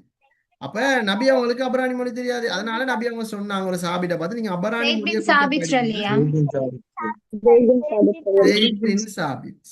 அவர்கிட்ட தான் சொன்னேன். எனவே அவரு அந்த அபராணி மொழியை படிச்சு அதுக்கு பிறகுதான் யூதர்களோட கடித தொடர்பு எல்லாம் ஏற்படுத்தினேன். எனவே அப்ப அன்றைக்கு நபி அவங்க தூண்டுகோலாக அமைஞ்சிக்கிறாங்க. என்ன ரைட். அப்ப அதுக்கு பிறகு அப்துல் மலிக் பின் மார்வாண்ட காலத்துல அரச மட்டத்துல மொழிபெயர்க்கிற பணி எல்லாமே ஆரம்பம் ஆயிடுச்சு. அப்ப அது நாங்க இந்த இடத்துல தெளிவாக விளங்கி வச்சுக்கணும். அரச மட்டத்துல ஸ்டார்ட் ஆகல தானே அப்துல் மலிக் பின் மார்வாண்ட அப்ப காலத்துல? எப்படி உருவாயின? நீங்க பாக்குறீங்க மாமூண்ட காலத்துல தானே? மாமூண்ட காலத்துல தான் அரச மட்டத்துல உருவாகினது. மன்சூர்ட காலத்துல தானே? சரி, அபு ஜஃபர் அல் மன்சூர்ட காலத்துல, மாமூண்ட கால ஹாரூண்ட காலத்துல, மாமூண்ட காலத்துல தான் அரச மட்டத்தை உருவாகினது. அப்படி இல்லை பிள்ளை. இவர் வந்து அரபு மொழிய அரச கர்ம மொழியா மாத்தி போட்டாரு அப்துல் மலிக் பின் மர்வான். அப்ப அப்படி மாத்தினத்தோட சேர்த்து என்ன செஞ்சாருன்னு சொன்னா மொழிபெயர்ப்பையும் என்ன செஞ்சாரு, நீங்க மொழிபெயருங்க என்று சொல்லி அவரும் அரச மட்டத்தில் அதை உமையா ஆட்சியை பொறுத்த வரைக்கும் இவர் தான் அதுக்கு முக்கியத்துவம் கொடுத்தது. அதுக்கு பிறகு குறிப்பாக உமர் இப்னு அப்துல் அசீஸ் வந்ததும் செஞ்சுதான். ஆனா இவர் தான் அதை ஆரம்பிச்சு வச்சார். அதுக்கு பிறகுதான் அப்பாசி ஆட்சியில அபு ஜஃபர் அல் மன்சூர் வந்தது. அதே பிறகு ஹாரூன் வந்தது, மௌமூன் வந்தது. இவங்க எல்லாம் அதை வந்து அரச மட்டத்துல செஞ்சாங்க. அப்ப அதையும் நாங்க இந்த இடத்துல தெளிவாக விளங்கி வச்சுக்கொள்ளணும். ஸோ அதைத்தான் இந்த இடத்துல நோட்ஸாக போட்டிக்கிறாங்க. ரைட். அப்ப இது மிக முக்கியமானதாக இருக்குது. அப்ப இதுகளை நீங்க கட்டாயம் பார்த்துக்கொள்ளுங்க. இதுலயும் குறிப்பாக பாருங்க, ஒரு குடும்பம் ஒன்று, ஒரு ஃபெமிலி ஒன்று எப்படின்னா மாதாந்தம் 500 திர்ஹம்களை செலவிட்டாங்க. எதுக்கு தெரியுமா? புத்தகங்களை மொழிபெயர்க்கல, வேற எதுக்கும் இல்லை. புத்தகங்களை நீங்க மொழிபெயருங்கன்னு சொல்லி ஒரு குடும்பமே என்ன செஞ்சிருந்தால் கிட்டத்தட்ட 500 தீனார்கள். அப்படின்னா இன்றைக்கு சும்மா வச்சுக்கோமே, இந்த அந்த காலத்துல ஒரு 500 தீனார்ன்னு சொன்னா இன்றைக்கு வந்து ஒரு 50 கோடியாலும் வரும் அப்படின்னு வச்சுக்கோ. அப்ப 50 கோடி கொடுத்து மொழிபெயர்ப்பு செய்யுங்கன்னு செல்றேன்னு சொன்னா அப்ப அந்த டைம்ல எவ்வளவு வளர்ச்சி கண்டிக்கும் அந்த மொழிபெயர்ப்பு கலை. இன்றைக்கு நாங்க ஒரு 500 ரூபா சொல்லியாலும் கொடுப்போமா மொழிபெயர்ப்பு டிரான்ஸ்லேட் பண்ணி தந்தா? அப்ப பாருங்க, அப்ப அந்த டைம்ல எப்படி அந்த மொழிபெயர்ப்புன்றது வளர்ச்சி அடைஞ்சு வந்து அவங்களுக்கு ஆர்வம், அந்த மண்கடை நூலை படிச்சதுல இருந்து ஆர்வம் என்ன அப்படி ஈக்குதுன்னு சொல்லி. ரைட். அப்ப அது மிக முக்கியமானது. அப்ப அதுகளை நீங்க இந்த இடத்துல தெளிவாக விளங்கி வச்சுக்கொள்ளணும். ரைட். அப்ப மொழிபெயர்ப்பு கலையிட வரலாறை நாங்க பார்த்தோம்னா அதை வந்து ரெண்டு அடிப்படையில, பிற மொழியிலிருந்து அரபுக்கு மொழி மாற்றம், பிற மொழியிலிருந்து வேறு பிற மொழி வரைக்கும். இதுல உமையா காலத்தை பார்த்தோம்னு சொன்னா ஹாலித் இப்னு யசீத் தான் முதலாவது மொழிபெயர்ப்பு பணியை ஆரம்பித்தவராக இருக்கிறாரு. அப்ப இவரும் வந்து குறிப்பா என்ன செஞ்ச ஆரம்பிச்சேன்னு தான் சொல்லப்படுது. குறிப்பா அபுல் ஆலியோட கருத்துக்கள் இன்னும் ஒரு கருத்துக்கள் வாரதான். அப்ப இந்த இடத்துல இவர் தான் சொல்லிக்குது. அப்ப நாங்க இதைத்தான் பார்க்கணும். அறிவுத்துறையில தன்னை அதிகமாக ஈடுபடுத்தி கொண்டவர் தான் இவரு. இவர் தான் மரியானூஸ் என்பவர்கிட்ட தான் இரசாயனவியலை கற்றாரு. நூல்களை அரபுக்கு மொழிபெயர்த்தம் செய்ய சொல்லி பணித்தீக்கிறாரு. எனவே கலிஃபா அப்துல் மலிக்கிட காலத்துல தான் மருத்துவத்தின் கலை களஞ்சியம் என கருதப்பட்ட ஒரு கிரேக்க மொழியிலான மருத்துவ நூல் ஒன்று அரபு மொழிக்கு மொழிமாற்றம் செய்யப்பட்டுச்சு. ரைட். பாருங்க, அப்ப அரபு மொழி அரசகர்ம மொழியாக்கப்பட்டதும் இந்த காலத்துல தான். அப்ப உமையாக்கல்ல காலத்துல மொழிபெயர்ப்பு கலை நல்லா செல்வாக்கு பெற்றிருந்துச்சு, நல்லா உச்சம் தொட்டது. அப்பாசிய காலத்தை எடுத்தோம்னா அதை விட டபுள் மடங்கு, டபுள் ட்ரிபிள் மடங்கு.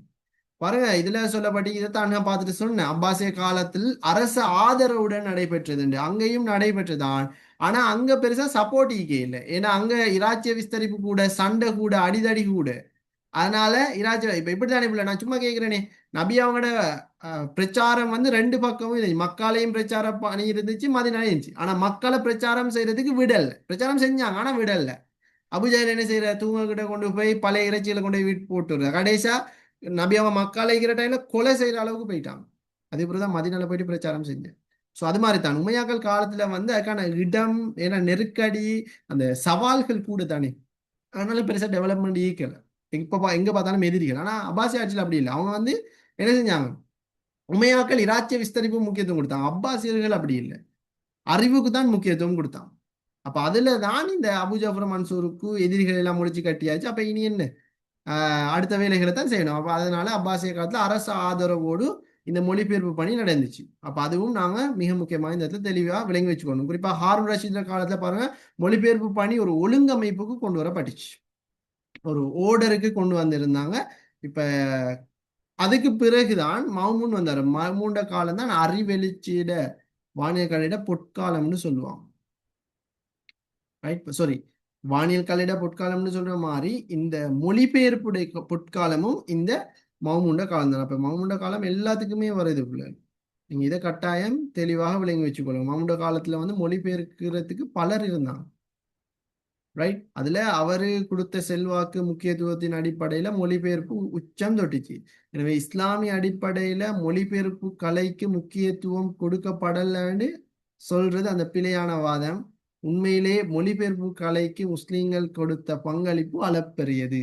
பல நூல்களை மொழிபெயர்த்துக்கிற இப்ப அண்மையில கூட நம்ம நாட்டடிகளை ஸ்ரீலங்கா, இப்ப அண்மையில கூட நம்ம நாட்டுல இருந்த அந்த அரபு மொழியில இருந்த குருவான சிங்களத்துக்கு மொழி மாற்றம் செஞ்சு கொடுத்திருந்தான். ஜமாத் இஸ்லாம்ன்ற ஒரு இயக்கம் தான் அதை செஞ்சிருந்துச்சு. அப்ப இன்றைக்கு நம்ம நாட்டு முஸ்லீம்களே மொழிபெயர்த்து கொடுக்குறாங்க தானே, டிரான்ஸ்லேட் பண்ணி.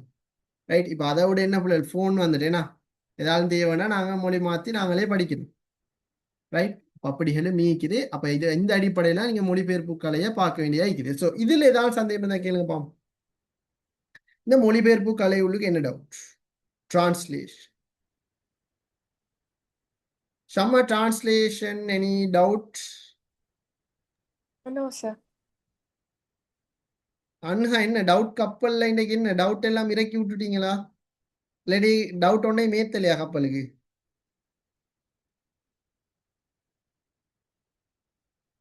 ஆயிஷா, ஜெயினப், எதுவும் டவுட் இருக்குதாம்மா? அது clear sir. Okay. Ilma, clear sir. எல்லாரும் நீக்கிறீங்களா? ஆதில், ரீஹா, ஃபஹ்மா, அம்ஹா, கிளியர். ஃபஸ்னா, தீனா, நிஹ்லா, ஜெய்னப், இர்ஃபான், இக்ராம் 2 பேரும் ட்வின்ஸ் மாதிரி. ஹிக்மா, சதா, பிரணாத், தைபாதி, ரெட்மி. சரி, ஓகே பிள்ளை. தென் நாங்க அடுத்த தலைப்புக்கு போமா? Okay okay sir. சார். இப்ப நாங்க போற ஓகே தலைப்பு சார். வந்து இப்படித்தான். போகும் முதலே சொல்லிக் கொள்ளணுமே, ஏன்னா அப்படித்தானே? போக போற தலைப்பு வந்து இப்ப நாட்டுக்கு நாட்டிக்கிற சிச்சுவேஷனுக்கு இதை படிக்கிறது வந்து மிச்சம் படிச்சவும் படாது, சரிதானே? ரைட். நாங்க வந்து அதை மிச்சம் படிச்சவும் படாது, நோமலா படிச்சா போதும். ஏன்னா நான் நம்மளோட ஸ்ரீலங்கா ஐக்கிற சுச்சுவேஷனுக்கு அதுகள் வந்து பொருத்தமில்லை. ஏன்னா நிறைய விஷயங்களை நம்மளோட பாடப்பரப்புல இருந்து நீக்கி போட்டாங்க. அப்ப நாங்க அதை வந்து பெருசா பார்க்காம சும்மா நோமலா பார்த்துனா போதும்னு நான் நினைக்கிறேன். சுச்சுவேஷன் கொஞ்சம் டேஞ்சரா இருக்குது. சரி, எதுக்குமே நாங்க பார்க்கணும், தெரிஞ்சு கொள்ள வேண்டிய இதுக்கு தானே. ஸோ நாங்கள் அதனால கொஞ்சம் நோமலா பார்ப்போம். அதான் மிச்சம் ஆழமா அதை பார்க்க தேவையில்லை. நான் எக்ஸாம்ல எப்படியும் வராதுன்னு தெரிஞ்சுதான் நானும் எதிர்பார்க்க வினாக்களை நான் இந்த தொழில்நுட்ப கலையை நான் வந்து கொடுத்தது. வராதுன்னு தெரியும், ஆனாலும் ஒரு டவுட், ஒருவேளை வந்துருமோன்னு தான் கொடுத்தேன். சரியா? ரைட். பார்ப்போம் தொழில்நுட்ப கலையில என்ன இருக்கிறதுன்னு சொல்லி. ரைட். தொழில்நுட்பவியல் அப்படின்னு சொன்ன பிள்ளைகள், அதாவது மனித அறிவை வச்சு என்ன செய்யறது. சரி, தொழில்நுட்ப கலைன்னு என்ன சொல்லுங்க பாப்போம்.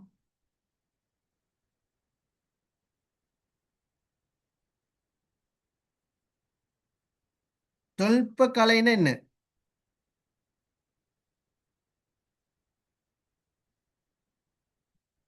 மனித அறிவை பயன்படுத்தி மனித அறிவை பயன்படுத்தி மனிதண்ட வேலை இலகுபடுத்துறதுக்காக கண்டுபிடிக்கப்பட்ட கருவிகளை தான் என்னன்னு சொல்லுவாங்க? தொழில்நுட்பவியல்னு சொல்லுவோம். அது தொழில்நுட்ப அறிவு தான். ரைட். இப்போ அந்த தொழில்நுட்பவியலை நாங்க பார்த்தோம்னு சொன்ன பிள்ளைகள், இதுல முக்கியமாக எல்லாமே அல் குர்ஆன் சுன்னா வழியில நின்றுதான் முஸ்லிம்கள் இணைஞ்சிக்கிறாங்க, இந்த தொழில்நுட்பவியல்ல ஈடுபட்டிருக்கிறாங்க. ரைட். இப்ப இதுல தொழில்நுட்பவியல் வந்து ரெண்டு அம்சங்களை நாங்க பார்க்கலாம். ஒன்று இராணுவ தளபாடங்கள் எப்படி, அடுத்து கப்பல் கட்டுதல் எப்படி. இப்ப இராணுவ தளபாடங்கள்ண்டா அதுக்கும் அல் குர்ஆன் ஹதீஸும் தூண்டுதல் வழங்கிக்குது. ரைட். ஒரு மனிதன் சும்மா இருக்கக்கூடாது, எப்ப பார்த்தாலும் தூங்கிட்டு. என்றால் ஒரு பலமான மோமின் ஒரு பலவீனமான மோமினை விட அல்லாவுக்கு மிகவும் விருப்பமானவன். எப்பவுமே ஒரு மோமின் சுறுசுறுப்பா, இந்த ஜிம் போறது வந்து நம்ம சமூகம் சும்மா இதா தான் பார்க்குறோம், அப்படி இல்லை. ஜிம்மில் வந்து கட்டாயம், அது கேர்ளோ போயோ கட்டாயம் தேவை. ரைட். யூனிவர்சிட்டி வந்தா அவங்களுக்கும் அந்த ஜிம்முகள் செய்யலாம். ரைட். அதே மாதிரி நபி ஸல்லல்லாஹு அலைஹி வஸல்லம் அவங்க பாருங்க, அந்த விளையாட்டுகள் உடம்ப ஃபிட் ஆகுற மாதிரி, உடம்பு எப்பவும் ஃபிட்டாக வச்சுக்கிறதுக்கு அதில் நீந்துறதுனா ஸ்விம்மிங், அடுத்தது அம்பெறிறது, அடுத்தது குதிரையில சவாரி செய்யறது. அப்ப இதெல்லாம் வந்து நபி அவங்க தூண்டினாங்க அந்த டைம்.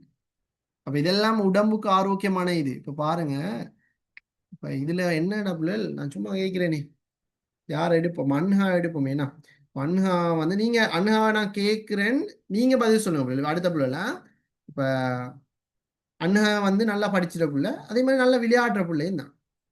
நல்லா விளையாடுற பிள்ளை, நல்லா ரேஸ் ஓடுவாங்க, கேரம் நல்லா விளையாடுவாங்க, கிரிக்கெட் நல்லா விளையாடுவாங்க, வாலிபால் நல்லா விளையாடுவாங்க.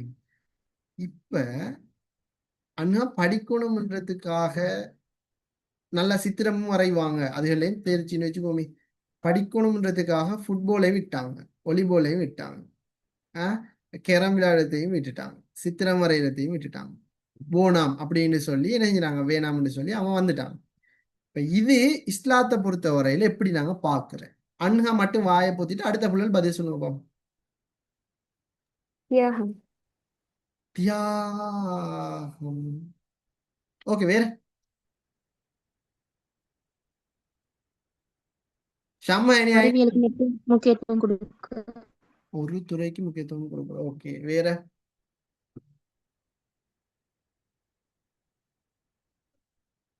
வேற பிள்ளைகள் நல்லா ஞாபகம் வச்சுக்கொள்ளுங்க.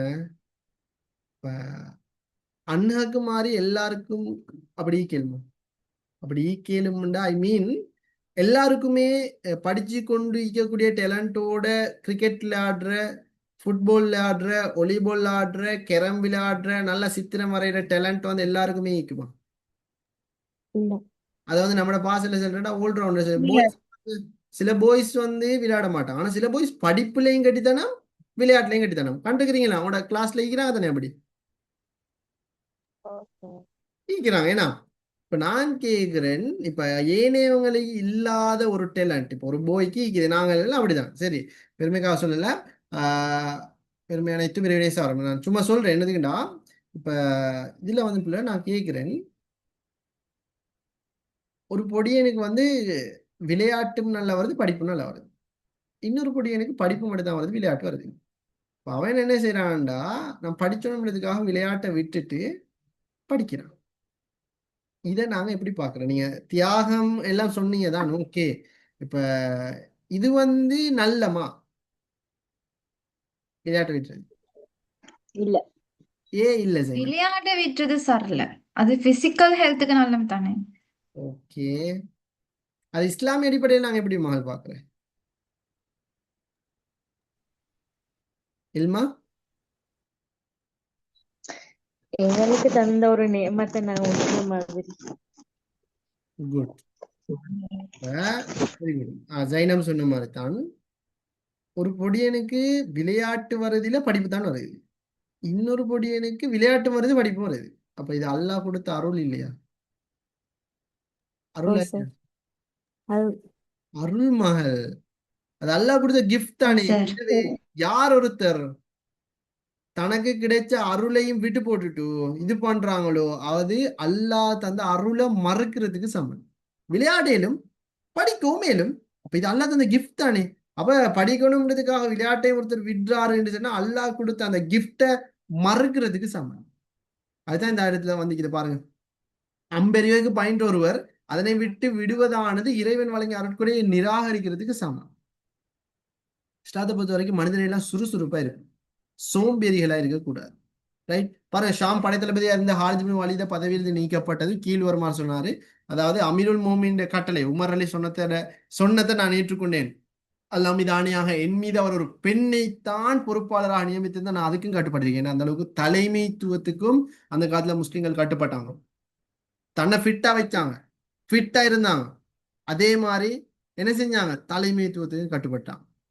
ரைட், இப்போ இதெல்லாம் முக்கியம். எனவே முஸ்லீம்களை பொறுத்த வரைக்கும் உங்களுக்கு தெரியும், பிள்ளைகள் ஆரம்ப காலத்துல தோத்தாங்க. ஆனா இன்றைக்கு நபி அவங்க வந்தாங்களோ, நபி அவங்க பத்ரில் ஜெயிச்சாங்க, உஹதுல ஜெயிச்சாங்க, கந்தக்ல ஜெயிச்சாங்க, அஹ்ஸாப்ல ஜெயிச்சாங்க, ஹுதைபியா உடன்படிக்கையை ஜெயிச்சாங்க, மக்காவை கைப்பற்றினாங்க, அப்புறம் முஹ்தாபூர் வெட்டாங்க. அப்புறம் இப்படி எல்லா யுத்தங்களும் என்ன செஞ்சாங்க, ஜெயிச்சாங்க. அப்ப நாங்க சும்மா கையால ஃபைட் பண்ணியா ஜெயிச்சாங்க? இல்ல. அப்ப வேற எப்படி? வேற எப்படி? ஆயுதங்கள். ஆயுதங்களாலதான் ஜெயிச்சாங்க. அப்ப ஆயுதங்களை நாம பார்க்கத்தானே வேணும், என்ன ஆயுதம் நான் பிள்ளை இன்னும் சொல்ல. நான் போன முறை வீடியோ எல்லாம் காட்டினேன், இந்த ஃபைட் பண்றேன், பட் இந்த முறை காட்டலாம். நாட்டு சிச்சுவேஷனுக்கு இந்த தலைப்பு படிக்கிறதே வெரி டேஞ்சர். சரிதான், அந்த ஈஸ்டர் அட்டாக். ஆஹா, ரைட். ஸோ அதை நீங்க மேலதிகமா நீங்க பார்த்துக்கொள்ளுங்க. நாங்கள் இதை மட்டும் நான் சொல்லி தரேனா? Right, okay. முஸ்லீம்கள் பயன்படுத்திய இராணுவ தளபாடங்கள் வந்து இதுதான். இவ்வளவு யுத்தங்களை ஜெயிச்சிக்கிறாங்கன்னு சொன்னா அதுக்கு காரணம் இந்த தலைப்பாடங்கள் தான். அதுல முதலாவது அத்திரு அப்படின்னு சொன்னா முஸ்லீம்கள் பயன்படுத்திய இரும்பிலான தட்டை வடிவ போர்க்கவசம். இப்ப பாருங்க, இது வந்து பாருங்க பிள்ளைகள், யாராலும் குத்தினா என்ன செய்வாங்க, கத்தியால குத்தினா உடம்புல குத்தாதேனா, அந்த இரும்பு கேடையும் வந்து தடுத்துரும். அப்ப இதை வந்து அவங்க போட்டிக்கிறாங்க. அதே மாதிரி கவுசா, இது எக்ஸாம்பிள் வந்து இது முஸ்லிம்கள் பயன்படுத்திய வட்ட வடிவிலான தலைக்கவசம் எவ்வாறு அழைக்கப்படும், அது கவுசா. தலைக்கவசம் ஹெல்மெட் போட்டு தானே இது பண்றேன். அது அத்துருஸ் கேடயம், ஏன்னா தம்மை பாதுகாக்கிறதுக்கு வாழ்வெட்டில இருந்து பாதுகாக்கிறது ஒரு கேடயம், அது பயன்படுத்தினாங்க. அதே மாதிரி மக்காஹில் வெடிபொருட்களை நிரப்பி அடிச்சு அது தூர இடங்களுக்கு போய் பாடும். அதே மாதிரி வால், அம்பு, ஈட்டி, கோடாரி இதுகள் எல்லாம் வளமைக்கிறது தானே. அடுத்து மஞ்சனிக்கு, இதுதான் மிக முக்கியமானது. மஞ்சனி கருவிதான் இன்றைய காலத்துல சொல்லணும்டா, இதுதான் மஞ்சனி கருவி. என்ன இது?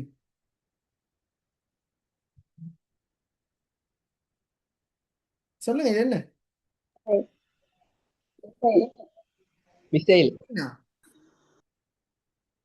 மிசைல். ஓ, மிசைல், அதாவது ஏவுகணை. ஏன்னா ரைட், இன்றைய நவீன ஏவுகணைக்கு சமன் தான் அந்த மஞ்சனி கருவி. நான் நினைக்கிறேன் அந்த படங்கள்ல எல்லாம் காட்டிப்பாங்க, ஏன்னா அந்த பாகுபலி போன்ற திரைப்படங்கள்ல அதை காட்டிக்கிறாங்க. அந்த குண்டொண்டு மாதிரி இருக்கும், அதை எடுத்து விட்டா தூர இடங்களுக்கு போய் என்ன செய்யும், நிறைய பேரை அழிக்கும். வந்த டைம்ல இந்த அதுதான் அந்த டைம்ல இருந்த அந்த மஞ்சனி கருவி தான் இப்ப இந்த நவீன ஏவுகணையா மாறி. ரைட், அந்த மஞ்சனி கருவி இதே இந்த மஞ்சனி கருவி நபி அவங்களோட காலத்துல பயன்படுத்தப்படலை. நபி அவங்க காலத்துல இல்லை. இதை பயன்படுத்த ஆரம்பிச்சது உமர் அலி. உரோம பாரசீகர்களை ஜெயிக்கிறதுக்காக அவங்கள்ட்ட இருந்த வித்தையவே அவங்களுக்கு எதிராகவே உமர் அலி பயன்படுத்த ஆரம்பிச்சாங்க. அதனாலதான் உரோம பாரசீகத்தை உமர் அலி ஜெயிச்சாங்க. உமர் அலிக்கு போனதுக்கு உமர் அலி அதிகமா அந்த மஞ்சனி கருவி தான் ஃபுல்லா செய்யற, வேற எதுவும் இல்லை, மஞ்சனி கருவி தான் அதிகமா செய்யறாங்க. ரைட்? அப்படி இருந்த அந்த டெக்னாலஜி, அந்த யுத்திகளை தான் இன்னைக்கு ஈரானும் பயன்படுத்திட்டு வருது. அவங்களுக்கும் தெரியும். ரைட்? ஏவுகணைக்கு உலக புகழ் வாய்ந்த நாடு வந்து இந்த ஈரான் தான். பாருங்க, அண்மையில மிசைல் ஒன்று விட்டு இருந்தாங்க. கிட்டத்தட்ட 2000 கிலோமீட்டர் வரைக்கும் அந்த மிசைல் வந்து இருந்துச்சு. நம்ம நாட்டுக்கு அண்மையில் ஒரு தீவு ஒண்டிக்குது, அமெரிக்கால லேண்ட் ஒன்று, அந்த தீவு குறையும் வந்துருந்துச்சு. அப்போ அவங்க செய்யற மாதிரி மிசைல் எங்கேயுமே இல்லை. ரைட்? அதெல்லாம் அந்த டைம்ல உமரலிட வித்தையில இருக்கிறது தான் அதெல்லாம் இப்ப இப்படியா மாறிக்குது. சரி, எனவே உமரலிட காலத்துல நிறைய மஞ்சனி கருவிகள் இருந்துச்சு. அதனாலதான் ஏனைய உரோம பாரசீகரை ஜெயிச்சாங்க. அதுக்கு பிறகு உமர் அலிக்கு பிறகு அந்த மஞ்சனி கருவி அதிகமா பயன்படுத்தினது சலாஹுதீன் அய்யூபி. சிலுவை வீரர்களோட போரிட்டு சிலுவை வீரர்களை தோக்கடிச்சாரு. எதனாலன்னா இந்த மஞ்சனி கருவியாங்க. ரைட்? அப்ப அதை நாங்க தெளிவாக நீங்க சொல்லணும். எனவே இதுல இருக்கக்கூடிய 6மே ஈரானோ தரப்படும். ஆனா அந்த 6வது மஞ்சனி கருவிக்கு வெரி வெரி முக்கியமானது. ரைட்? உமர் அலி தான் அதிக கரிசனை காட்டி கடைசியா உரோம பாரசீகத்தையும் ஜெயிச்சிட்டார். ரைட்? அதுக்கப்புறம் உமையாக்கள் பயன்படுத்தினாங்க. அதுக்கப்புறம் சலாஹுதீன் அய்யூபி போன்றவங்களும் பயன்படுத்தினாங்க. அதே மாதிரி தப்பாபா, இந்த தப்பாபா வந்து பிள்ளைகள் நவீன ஒரு வாகனம். இந்த பிக்சர்ல உங்களுக்கு கண்டுகொள்ளக்கூடிய மாதிரி இருக்குது அந்த வாகனத்தை. நான் எனக்கான கொஞ்சம் சந்தேகமாகிக்குது, நீங்க அதை கண்டு கொள்வீங்களோ தெரியாது. இது விளங்குதா உங்களுக்கு? இந்த வாகனம் மகள் விளங்குதா? இந்த ஆயிக்குது, இல்ல சார். இந்த ஆயிக்குது, இப்போ விளங்குதா? ஓ சார், விளங்குது. இந்த உயரம் ஆயிக்குது, இந்த இங்க கொண்டு ஈக்குது. ஓ சார், விளங்குது. இது வந்து மகள் நவீன காலத்துல உருவாக்கப்பட்டது. இது உமரல்ல காலத்துல இல்ல. இது ஒரு வாகனம் தானே, அந்த டைம்ல வாகனம் ஒன்றும் இல்லை. இதை சலாஹுதீன் அய்யூபி தான் உருவாக்கினார். அப்படின்னா இந்த கீழுக்கு இருந்து இந்த வாகனத்தை தள்ளிட்டு போவாங்க. இதுக்கு ஆளிக்கிறாங்க. இது வந்து இயக்குறையால இதுக்கு ரோத மாதிரி செட் பண்ணி அந்த ரோதைக்கு உள்ளுக்கு ஆக்களிப்பாங்க. ஆக்கள் வந்து அப்படியே தள்ளிட்டு இருப்பாங்க. தள்ளிட்டு வந்தா இங்கேயும் ஆக்கள், ஈன நடுவுல ஆக்கள், இந்த உச்சிலையும் ஆக்களிப்பாங்க. அப்ப அது வந்து என்ன செய்யலாம், கீழே வாரவங்களுக்கெல்லாம் அம்பெல்லாம் விட்டு விட்டு எரியுது. அப்ப இது சலாஹுதீன் அய்யூபி இது அதிகமா பயன்படுது. அதனாலதான் சிலுவை வீரர்களோட போரிட்டு ஜெயிச்சாரு. ரைட்? அப்ப அதையும் இந்த இடத்துல நல்லா நோட் பண்ணி விளங்கி வைத்துக் கொள்ள வேண்டும் பிள்ளைகள். சரியா? ரைட். அது மிக முக்கியமான. எனவே இவர் தான் அதிகமாக இதில் பயன்படுத்திக்கிறார். அதே மாதிரி முஸ்லீம்களோட கப்பல் கட்டுற துறையை நாங்கள் எடுத்தோம்னா, முஸ்லீம்கள் கப்பல் கட்டுற விஷயங்கள் பொதுவாக ஆரம்ப காலத்துல இந்த கப்பல் துறைகள்ல அதிகம் ஈடுபாடு குறைவும். குறிப்பா அவங்களுக்கு தெரியாம இதுக்கு முதல்ல நாங்க கப்பல் விஷயத்துல பேசப்பட்ட ஒரு நபிண்டா நாங்க யாரு ஞாபகம் வரணும் மட்டுவா? நூஹ் அலைஹிஸ்ஸலாம். அந்த கப்பல் எந்த மலையில தரிச்சிக்குது?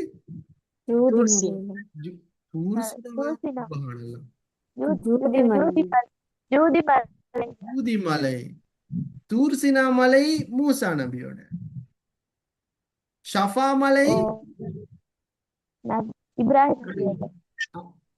இப்ராஹிம் நபியோடயா?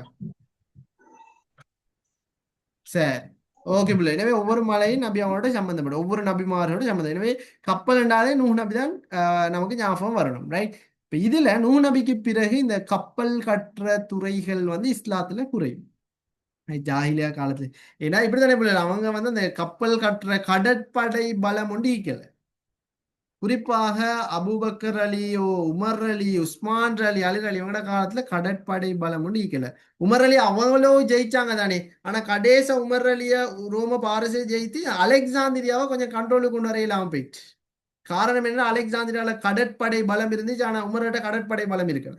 அதே போல உஸ்மான் அலி அவங்க வந்ததுக்கு பிறகுதான் முஆவியர் அலி ஒரு ஆலோசனை சொல்றாங்க, நமக்கு கடற்படை பலம் ஒன்று தேவை, எதிரிகளுக்கு கடற்படை ஈக்குது, நமக்கும் கடற்படை வேணும், கப்பல் படை ஒன்று உருவாக்கணும்னு சொல்லி முஆவியர் அலி உஸ்மான் அலி அவங்களுடைய தலைமையில, உஸ்மான் அலி தான் கலீஃபாவா இருந்தேன், அப்போ உஸ்மான் அலிட்ட போய் சொன்னாங்க, இப்ப நம்ம உருவாக்கும். அப்புறம் ரைட், உருவாக்கும் உடனே முஆவியர் அலி பெரிய பெரிய கப்பல்கள் எல்லாம் உருவாக்க ஆரம்பிச்சாரு. எனவே கேள்விகள் கேட்டு வரும் இஸ்லாமிய பாடத்துல முதல்ல கடற்படையை உருவாக்கிய கலீஃபாண்டா உஸ்மான் அலி. முதலில் கடற்படையை உருவாக்கியவர் என்று கேட்டா அது முஆவியா அலி. சில வேளை 2 ஆன்சரும் வரும். அந்த டைமுக்கு பார்க்கணும் கேள்வி எதுன்னு. கலீஃபா யாருண்டா முஆவியா அலி ஆன்சரா வந்திருந்தாலும் கூட முஆவியா அலி கொடுக்கல. ஏன்னா அவர் கலீஃபா இல்லையே, உஸ்மான் அலி தான் கொடுக்கும். அந்த விஷயத்தையும் நல்லா தெளிவா விளங்கி வச்சுக்கோங்க. சரி, Excuse me, sir. Can you repeat that again? ஓகேம்மா. அதாவது ஃபெஸ்டா இந்த கப்பல் படைய உருவாக்கியவர் அப்படின்னா அது முஆவியா அலி தான். Shama, can you understand? Yes, sir. Try. Yeah, I have marked it. Okay, சரி, அல்ஹம்துலில்லாஹ். அதாவது பிள்ளைகள் முதல்ல கப்பல் படையை உருவாக்கியவர் அப்படி யாருன்னு கேட்டா அது முஆவியா அலி. அதே முதலில் கப்பல் படையை உருவாக்கிய கலீஃபா யாருண்டா அது உஸ்மான் அலி. சில சந்தர்ப்பங்கள்ல கேள்வி வரும் எப்படி தெரியுமா? முதலில் கடற்படையை உருவாக்கிய கலீஃபா வந்தா ஆன்சர் 2மே வரும். முஆவியா அலியும் ஆன்சர் ஈக்கும், உஸ்மான் அலியும் ஆன்சர் ஈக்கும், உமர் அலியும் ஆன்சர் ஈக்கும், அபூபக்கர் அலியும் ஆன்சர் ஈக்கும், அலி அலியும் ஈக்கும். யாரை கொடுப்பீங்க?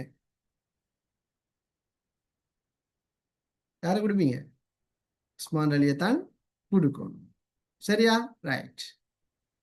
எனவே மிக முக்கியமானது உஸ்மானோட காலத்துல தான் இந்த கடற்படையை உருவாக்கினாங்க. அப்ப அது மிக முக்கியமானது. அப்புறம் அப்துல் மலிக் பின் மர்வாண்ட காலத்திலையும் கடற்படைகள் டியூனிசியால உருவாக்கப்பட்டிருந்தது. அப்ப அதுகள் மிக முக்கியமானது. அதே மாதிரி கப்பல் கட்டும் தொழிற்சாலைகள் எல்லாம் உமையாக்கள் உருவாக்க ஆரம்பிச்சாங்க. குறிப்பா சலாஹுதீன் அய்யூபி சிலுவை போர் வீரர்களை எதிர்கொள்றதுக்காக பெரும் கடற்படை ஒன்றை உருவாக்கி இருக்கிறாரு. எனவே ஒவ்வொரு யுத்த கப்பலுக்கும் ஒரு தலைவர் இருந்தாரு, லீடர் ஒருத்தர். எவ்ரி கப்பலுக்கும் ஒரு லீடர் இருந்தாரு. அந்த லீடரை தான் நாங்க சொல்லுவோம் அமீருல் பஹ்ர் என்று சொல்லி அவரை நாங்க அழைப்போம். இந்த அவரோட பேர் தான் இந்த இடத்துல போடப்பட்டிருக்கணும். அப்ப அதை நாங்க தெளிவாக இந்த இடத்துல விளங்கி வச்சுக்கொள்ளணும். ஸோ இதுதான் இந்த கப்பல் கற்றல் சம்பந்தமாக நீங்க தெரிஞ்சு கொள்ள வேண்டிய வரலாறு. எனவே உஸ்மானோட காலத்துல ஆரம்பிச்சதுதான் இந்த கப்பல் கட்டுறது. எனவே இன்றைக்கு அது உமையாக்களை தாண்டி சலாஹுதீன் அய்யூபிகளை தாண்டி இன்னைக்கு நவீன கருவிகளை உருவாக்கக்கூடிய அளவுக்கு கப்பல்லையே யுத்தம் செய்யறதுக்கான எல்லா கருவிகளையும் உள்ளடக்கக்கூடிய கப்பல்கள் எல்லாமே இன்னைக்கு உருவாயிடுவாங்க. அந்த டர்க்கி அதோட இஸ்லாமிய நாடு, அவங்கள்ட்ட எல்லாம் பாருங்க நல்ல யுத்த இராணுவம் எல்லாமே இருக்குது. கப்பலுக்குள்ளுக்கே எத்தனை விஷயங்களை கட்டுறாங்க தெரியுமா? ரைட். இப்ப நாங்க பார்த்த டைட்டனியம் கூட இந்த கப்பல் தான். சரி, ஓகே. வேற எனி டவுட்?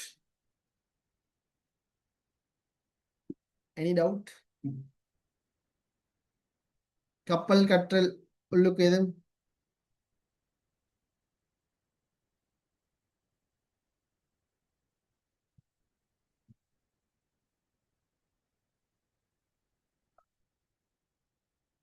டவுட் எதுவும் இல்லையா?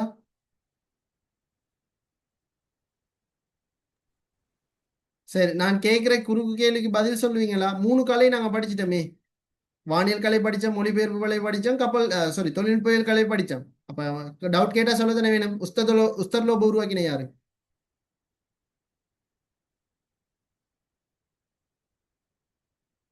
உஸ்தர்லோப உருவாக்கின யாரு? Muhammad ibn Ibrahim. சம்ஹா. உஸ்தர்லோப அவங்களா உருவாக்கின, கிரியேட் பண்ணது அவங்களா? Shamha, please remember.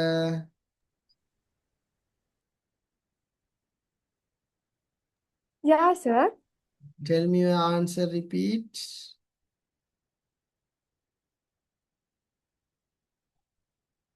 Sir, can you repeat the question again?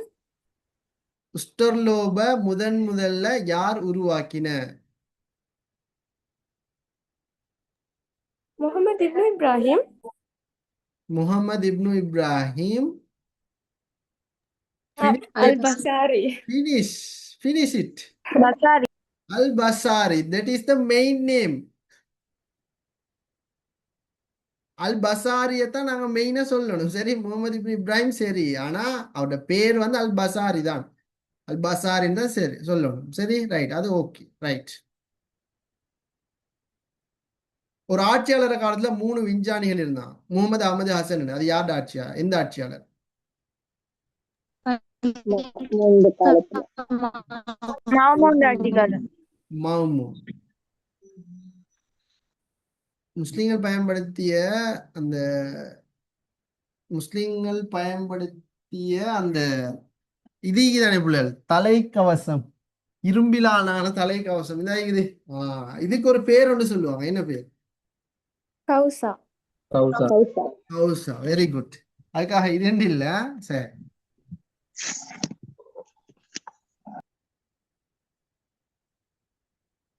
பூமி தண்ட அச்சில தான் போகுது. இதை கண்டுபிடிச்சது யாரு?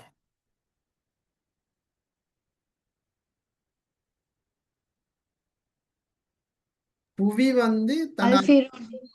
எஸ் சொல்லுமா. அல்ஃபிரூனியா? அல்ஃபிரோன்.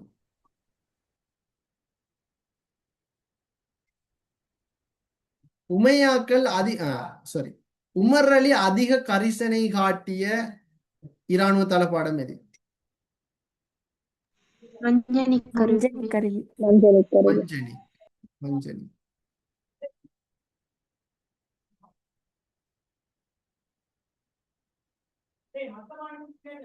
மொழிபெயர்ப்பு பணிய முதல்ல உருவாக்கியவர் யார்? மொழிபெயர்ப்பு பணிய அப்துல் மலிக் பின் மர்வான். மலிக் பின் மருவன்.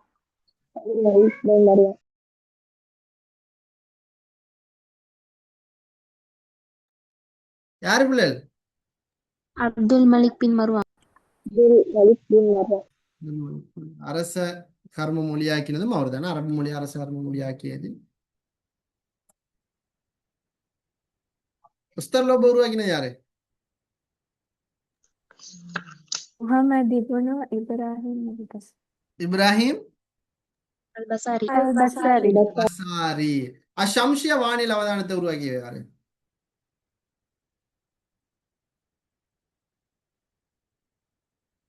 மஹ்மூன். கலீஃபா மஹ்மூன். கலிஃபா மாமூன். ஒருத்தருட காலம் இருக்குது பிள்ளைகள். அதாவது வானியலுக்கு பொற்காலமும் அவரோட காலம்தான். Golden age. வானியலுக்கும் கோல்டன் ஏஜ் அவரோட காலம்தான். புவியியலுக்கும் கோல்டன் ஏஜ் அவரோட காலம்தான். மருத்துவத்துக்கும் கோல்டன் ஏஜ் அவரோட காலம்தான். தொழில்நுட்பத்துக்கு, மொழிபெயர்ப்புக்கு, எல்லாத்துக்குமே கோல்டன் ஏஜ் அவரோட காலம்தான். Who is the king? Abu Jafar Al-Mansur காலம். இவ்வளவு நேரம் யாரை நாங்க கலீஃபா மஹ்மூன். மாமூன். இவ்வளவு நேரம் நாங்க படிச்சதுல அபு ஜஃபர் மன்சூர் கொஞ்சம் தான் வந்தார். ஆனா மாமூன் அதுக்கு மெயின் காரணமே அன்றைய காலத்து நாசா மாதிரி ஒன்று இருந்துச்சாங்க. என்ன? இன்றைய பைத்துல் ஹிக்மா. பைத்துல் பைத்துல் ஹிக்மா. பைத்துல் ஹிக்மா.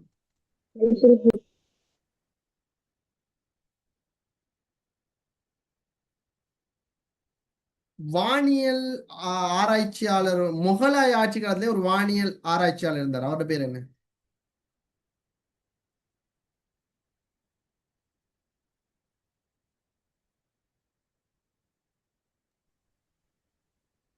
சல்மான் ஃபாரிஸா? சல்மான் அல் பாரிஸா? சுபஹானல்லா. அண்ணாக்கு எல்லாம் மிக்ஸ் ஆகி சல்மான் அல் சாரி சார், சாரி. அகழி தோண்டியதுக்கு ஆலோசனை வழங்கியவர். அது நபியாவோட காலத்தை ஈக்கிறவரை இங்க கொண்டு வரது. நாங்க இப்ப படிச்சோம் முகலாய ஆட்சி காலத்துல ஒரு வானியல் அறிஞர் இருந்தாரு. வானியல் கலை அறிஞர் யார் அவர்?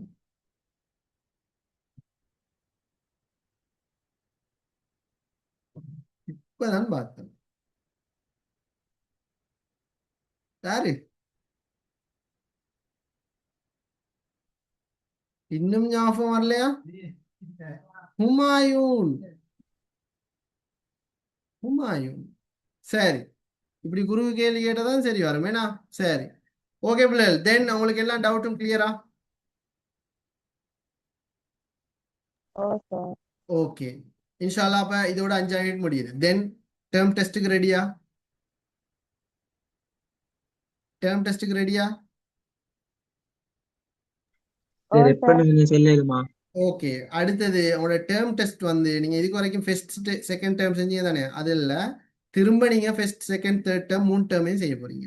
இந்த முறை அப்படி சும்மா எல்லாம் கொண்டு போக இயலாது. 3 டேர்மையும் 1 by 1 நீங்க செய்ய போறீங்க இன்ஷா அல்லாஹ். சரி, சுருக்கமா நீங்க அதை செய்ய போறீங்க. அண்ட் ரிசர்ச் ஒன்றும் போடல தானே, ரிசர்ச் போடாம சும்மா அதை மட்டும் செஞ்சு வேலை ரிசர்ச் போட்டு அதை திரும்ப ஒழுங்கா செய்யணும். பேப்பரை ரீமோடிஃபை பண்ணிக்கிறோம், இது பண்ணிக்கிறோம், டைம் இருக்குது. ஸோ இன்ஷால்லா நீங்க அதெல்லாம் செய்ய வேண்டி வரும். சரிதானே? ரைட். அதில் நாங்கள் டேட் எல்லாம் நாங்கள் முன்கூட்டி நாளைக்கு எக்ஸாம் இன்னைக்கு நான் சொல்ல மாட்டேன். இன்னைக்கு நான் டைமை பார்த்துட்டு ஃபிக்ஸ் பண்ணிட்டு நான் இன்ஷால்லா உங்களுக்கு நான் சொல்றேன். சம்டைம் 4ஆம் யூனிட் ஸ்டார்ட் ஆகலாம், இல்லை 4ஆம் யூனிட் நான் நினைக்கிறேன் பெரும்பாலும் 4ஆம் யூனிட்டுக்கு முதல்ல டேர்ம் டெஸ்ட் தான் வர வாய்ப்பிக்குது. சரி, வந்தா 5 யூனிட் வரைக்கும் படிச்சிருந்தா சரி. ஓகே, தென் ஏதன் சார் ஃபர்ஸ்ட் கிளாஸ் ஜாயின் பண்ணியிருக்கேன். இண்டிகா ஃபார்மா ஜாயின் பண்ணிக்கிறீங்க. ஓ சார்.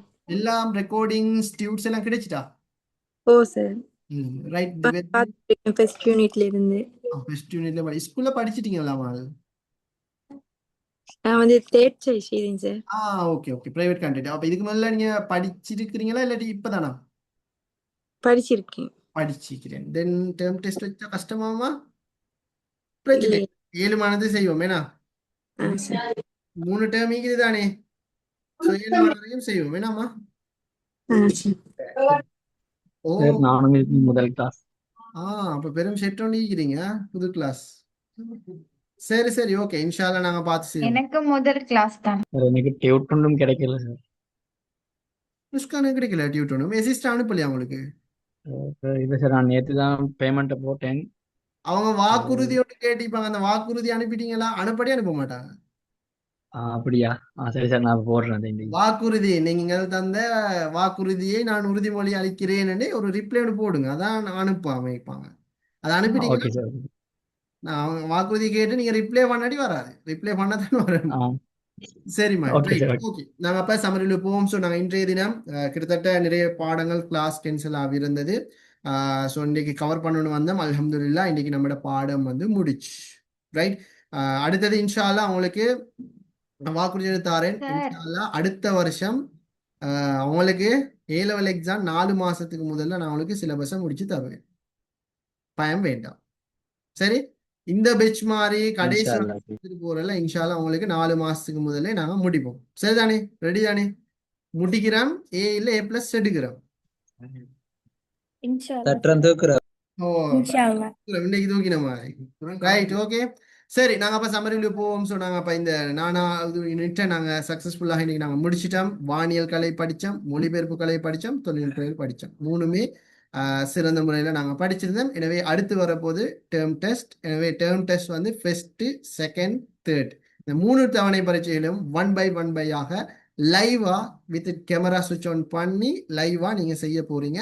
ஸோ எப்போ நடக்கும், எந்த டைம்ல நடக்கும், எப்படி நடக்கும், எப்படி செய்யணும், இந்த விஷயங்கள் எல்லாமே நாங்கள் உங்களுக்கு இன்ஃபார்ம் பண்ணுவோம். எனவே நீங்க இன்று முதல் என்ன செய்யலாம், உங்களோட தவணை பரீட்சைக்கு நீங்க தயாராகினா சரி, எப்படி A level பரீட்சை நடக்குமோ அப்படி பார்ட் 1 பார்ட் 2 ரெண்டையும் செய்து தான் நடக்கும். எனவே அப்கமிங் வீக்ஸ் ஃபுல்லாவே உங்களுக்கு தவணை பரீட்சைக்குரிய வீக்காக இருக்க போது. எனவே ரெடியாக இருங்க. தவணை பரீட்சையில சந்திப்போம். அஸ்ஸலாமு அலைக்கும் வரஹ்மத்துல்லாஹி. சார், ஓ, உங்களுக்கு அடுத்து இப்ப கிளாஸ் இருக்கிறா? எங்களுக்கு கிளாஸ்ல இல்ல, நீங்க நீங்க கிளாஸ் செய்யற அடுத்து இப்ப 9th போறோம். இல்ல இப்ப இல்ல. ஒரு கேள்வி ஒன்று கேட்கவா? சரி, கேளுங்களேம்மா. பாஸ் பேப்பர்ல 2023 வந்தது. கேளுங்களா. ஒரு தேவை கருதி நபிசல் அவர்கள் வெளியே செல்லும் சந்தர்ப்பங்களில் தமது பிரதிநிதியாக மற்றொருவரை அமர்த்தி செல்வார்கள். இங்க பிரதிநிதி என்றது வந்து கலீஃபா தானே? பிரதிநிதி அது உம்மி மக்தூம் அலி, கண் பார்வையற்ற ஒரு சஹாபியத்தான் அவர் வந்து பிரதிநிதி. பிரதிநிதின்னு நம்ம கலீஃபான்னு எடுக்கலாம். இப்ப நீங்க சொல்றது சரி. இப்ப அல்லாஹ் பாஸ் பேப்பர்ல பிள்ளையா வந்த தெரியாண்டு இல்ல அது சரியா பார்க்கணுமே. நபி அவங்க வெளியே போற சந்தர்ப்பத்துல தன்னை பிரதிநிதியாக வீட்டுல அமர்த்திட்டு போன கண் பார்வையற்ற சஹாபி, அது உம்மி மக்தூம் அலி தான். அது பிரதிநிதினா அவருக்கு பயில வீட்டை கொஞ்சம் பாத்துக்கங்கன்னு சொல்லி. இப்ப இப்படிதானே நம்ம வீட்டுல, இப்ப அன்ஹட வீட்டுல அன்ஹ ஒரு தாயிண்டா நீங்க வெளியே போறா யார வீட்டுல விட்டு போவீங்க? மகள் இருந்தா மகள், இல்லாட்டி தங்கச்சி இருந்தா தங்கச்சி, தாத்தா இந்த விட்டுட்டு போவீங்க தானே. அது மாதிரி நபி அவங்க அந்த டைம் விட்டுட்டு போனது அந்த சஹாபியை தான். கலீஃபான்னு நமக்கு ஐநே எடுக்கல. கலீஃபா அது வேற. சரியாமா? இல்ல, அதுக்கு விட வந்திக்கு நாயிப் அப்படின்னு சொல்லி நாயிப்னு அது சொன்னா அதுக்கே சொல்றேன். நாயிப் அலி. சரி அது நாங்க 6ஆம் யூனிட்ல நாங்க படிப்போமா. அது அந்த நாய் அப்படியா? சரி சரி. உம்மி மக்தூம் அலி, அடுத்து பொறுப்பான வழி, அதெல்லாமே 6ஆம் யூனிட்ல நாங்க 1 by 1 பார்ப்போம். அன்ஹைனி ஏற்கனவே கொஞ்சம் ஓவரா போறது, ஓவரான்னு சொன்னா இல்ல இல்ல இல்ல 10ஆம் யூனிட் அப்படி முடிச்சிருவோம். இல்ல இந்த இல்ல படிப்பு சார், சும்மா செஞ்சு அப்படி இல்ல சார், செஞ்சு பார்த்த ஒருவேளை நான் படிச்ச கேள்வியோ தெரியாது, படிச்ச கேள்வி மிஸ் ஆகப்படாது, அதான் கேட்டேன், தெரியாது டவுட். லெவல்ல 8AB தானே, அந்த 8AB தான் A லெவலையும் 3A கொண்ட வெறி தான் அது. அப்படி 5 சொல்ல வேணாம் சார், படிக்கிறதுலயே அப்படி இல்ல. 7ஆவது முடிச்சிருது. சரி, ஓகே, நாங்க எல்லாம் பொறுமையா நாங்க போவோம். சரி, உங்களோட சரி அந்த சரி சரி, நம்ம காத்திபுல் வஹிண்டா இந்த குத்தாபுல் வஹி, வஹி எழுதுறவர் தான், சரி காத்திப் தான் சரி. எழுதுவார். ஆ, சரி சரி. ஓகே, சரி, அப்ப முடிப்போமா? டவுட் கப்பல்ல இருந்த டவுட் எல்லாம் போயிட்டா இப்ப அண்ணா? சரி, சரி, நீங்க இப்படி சொன்னா கேட்க மாட்டேன் ஒன்றும். சரி சரி, டவுட்டில் கட்டாயம் கேட்க தான் வேணும். ஏன்னா அண்ணா ஒரு நான் மெசேஜ் பண்ணிட்டாங்க சார், நான் இனி ஐசி எனக்கு இன்ட்ரெஸ்ட் போயிட்டு எனக்கு படிச்ச விருப்பம் இல்லை சார், நீங்கள் டவுட் ஒன்றுக்கு சொல்லி தரீங்க இல்லைன்னு. அப்படின்னா கொஞ்சம் பிஸி டைம் ஒழிக்கிறதான் நிறைய பேர் கேட்டு நான் ரிப்ளை பண்ணாமல் இருந்திருப்பேன். பட் அது கொஞ்சம் பிஸியாக இருந்தது. இப்போ சரி, இப்போ இனி நீங்கள் தான் எங்களோட மெயின் பெஞ்ச், உங்களோட பெஞ்சை தான் இனிமேல் நாங்கள் டார்கெட் பண்ணி எல்லாமே செய்ய போகிறோம். சரிதானே? ஸோ அதனால இன்ஷால்லா எல்லாம் முடிஞ்சது. ஸோ இனிமேல் உங்களோட தவணை பரீட்சைகளுக்கு நீங்கள் ரெடி ஆகுங்க. ஸோ என்ன அப்டேட்டுன்னு நாங்கள் டிஸ்கஸ் பண்ணிட்டு, தவணை பரீட்சையா இல்லாட்டி யூனிட்டா என்னன்றதை நாங்கள் எல்லாமே நாங்கள் உங்களுக்கு அந்த குரூப்பில் அப்டேட் பண்ணுவேன். அந்த அப்டேட்டுக்காக காத்துருங்க. அடுத்த படவையில் சந்திப்போம். அஸ்ஸலாமு அலைக்கும் வரஹ்மத்துல்லாஹி வபரகாத்துஹு. ஜஸாக்கல்லாஹ் ஹைரன்.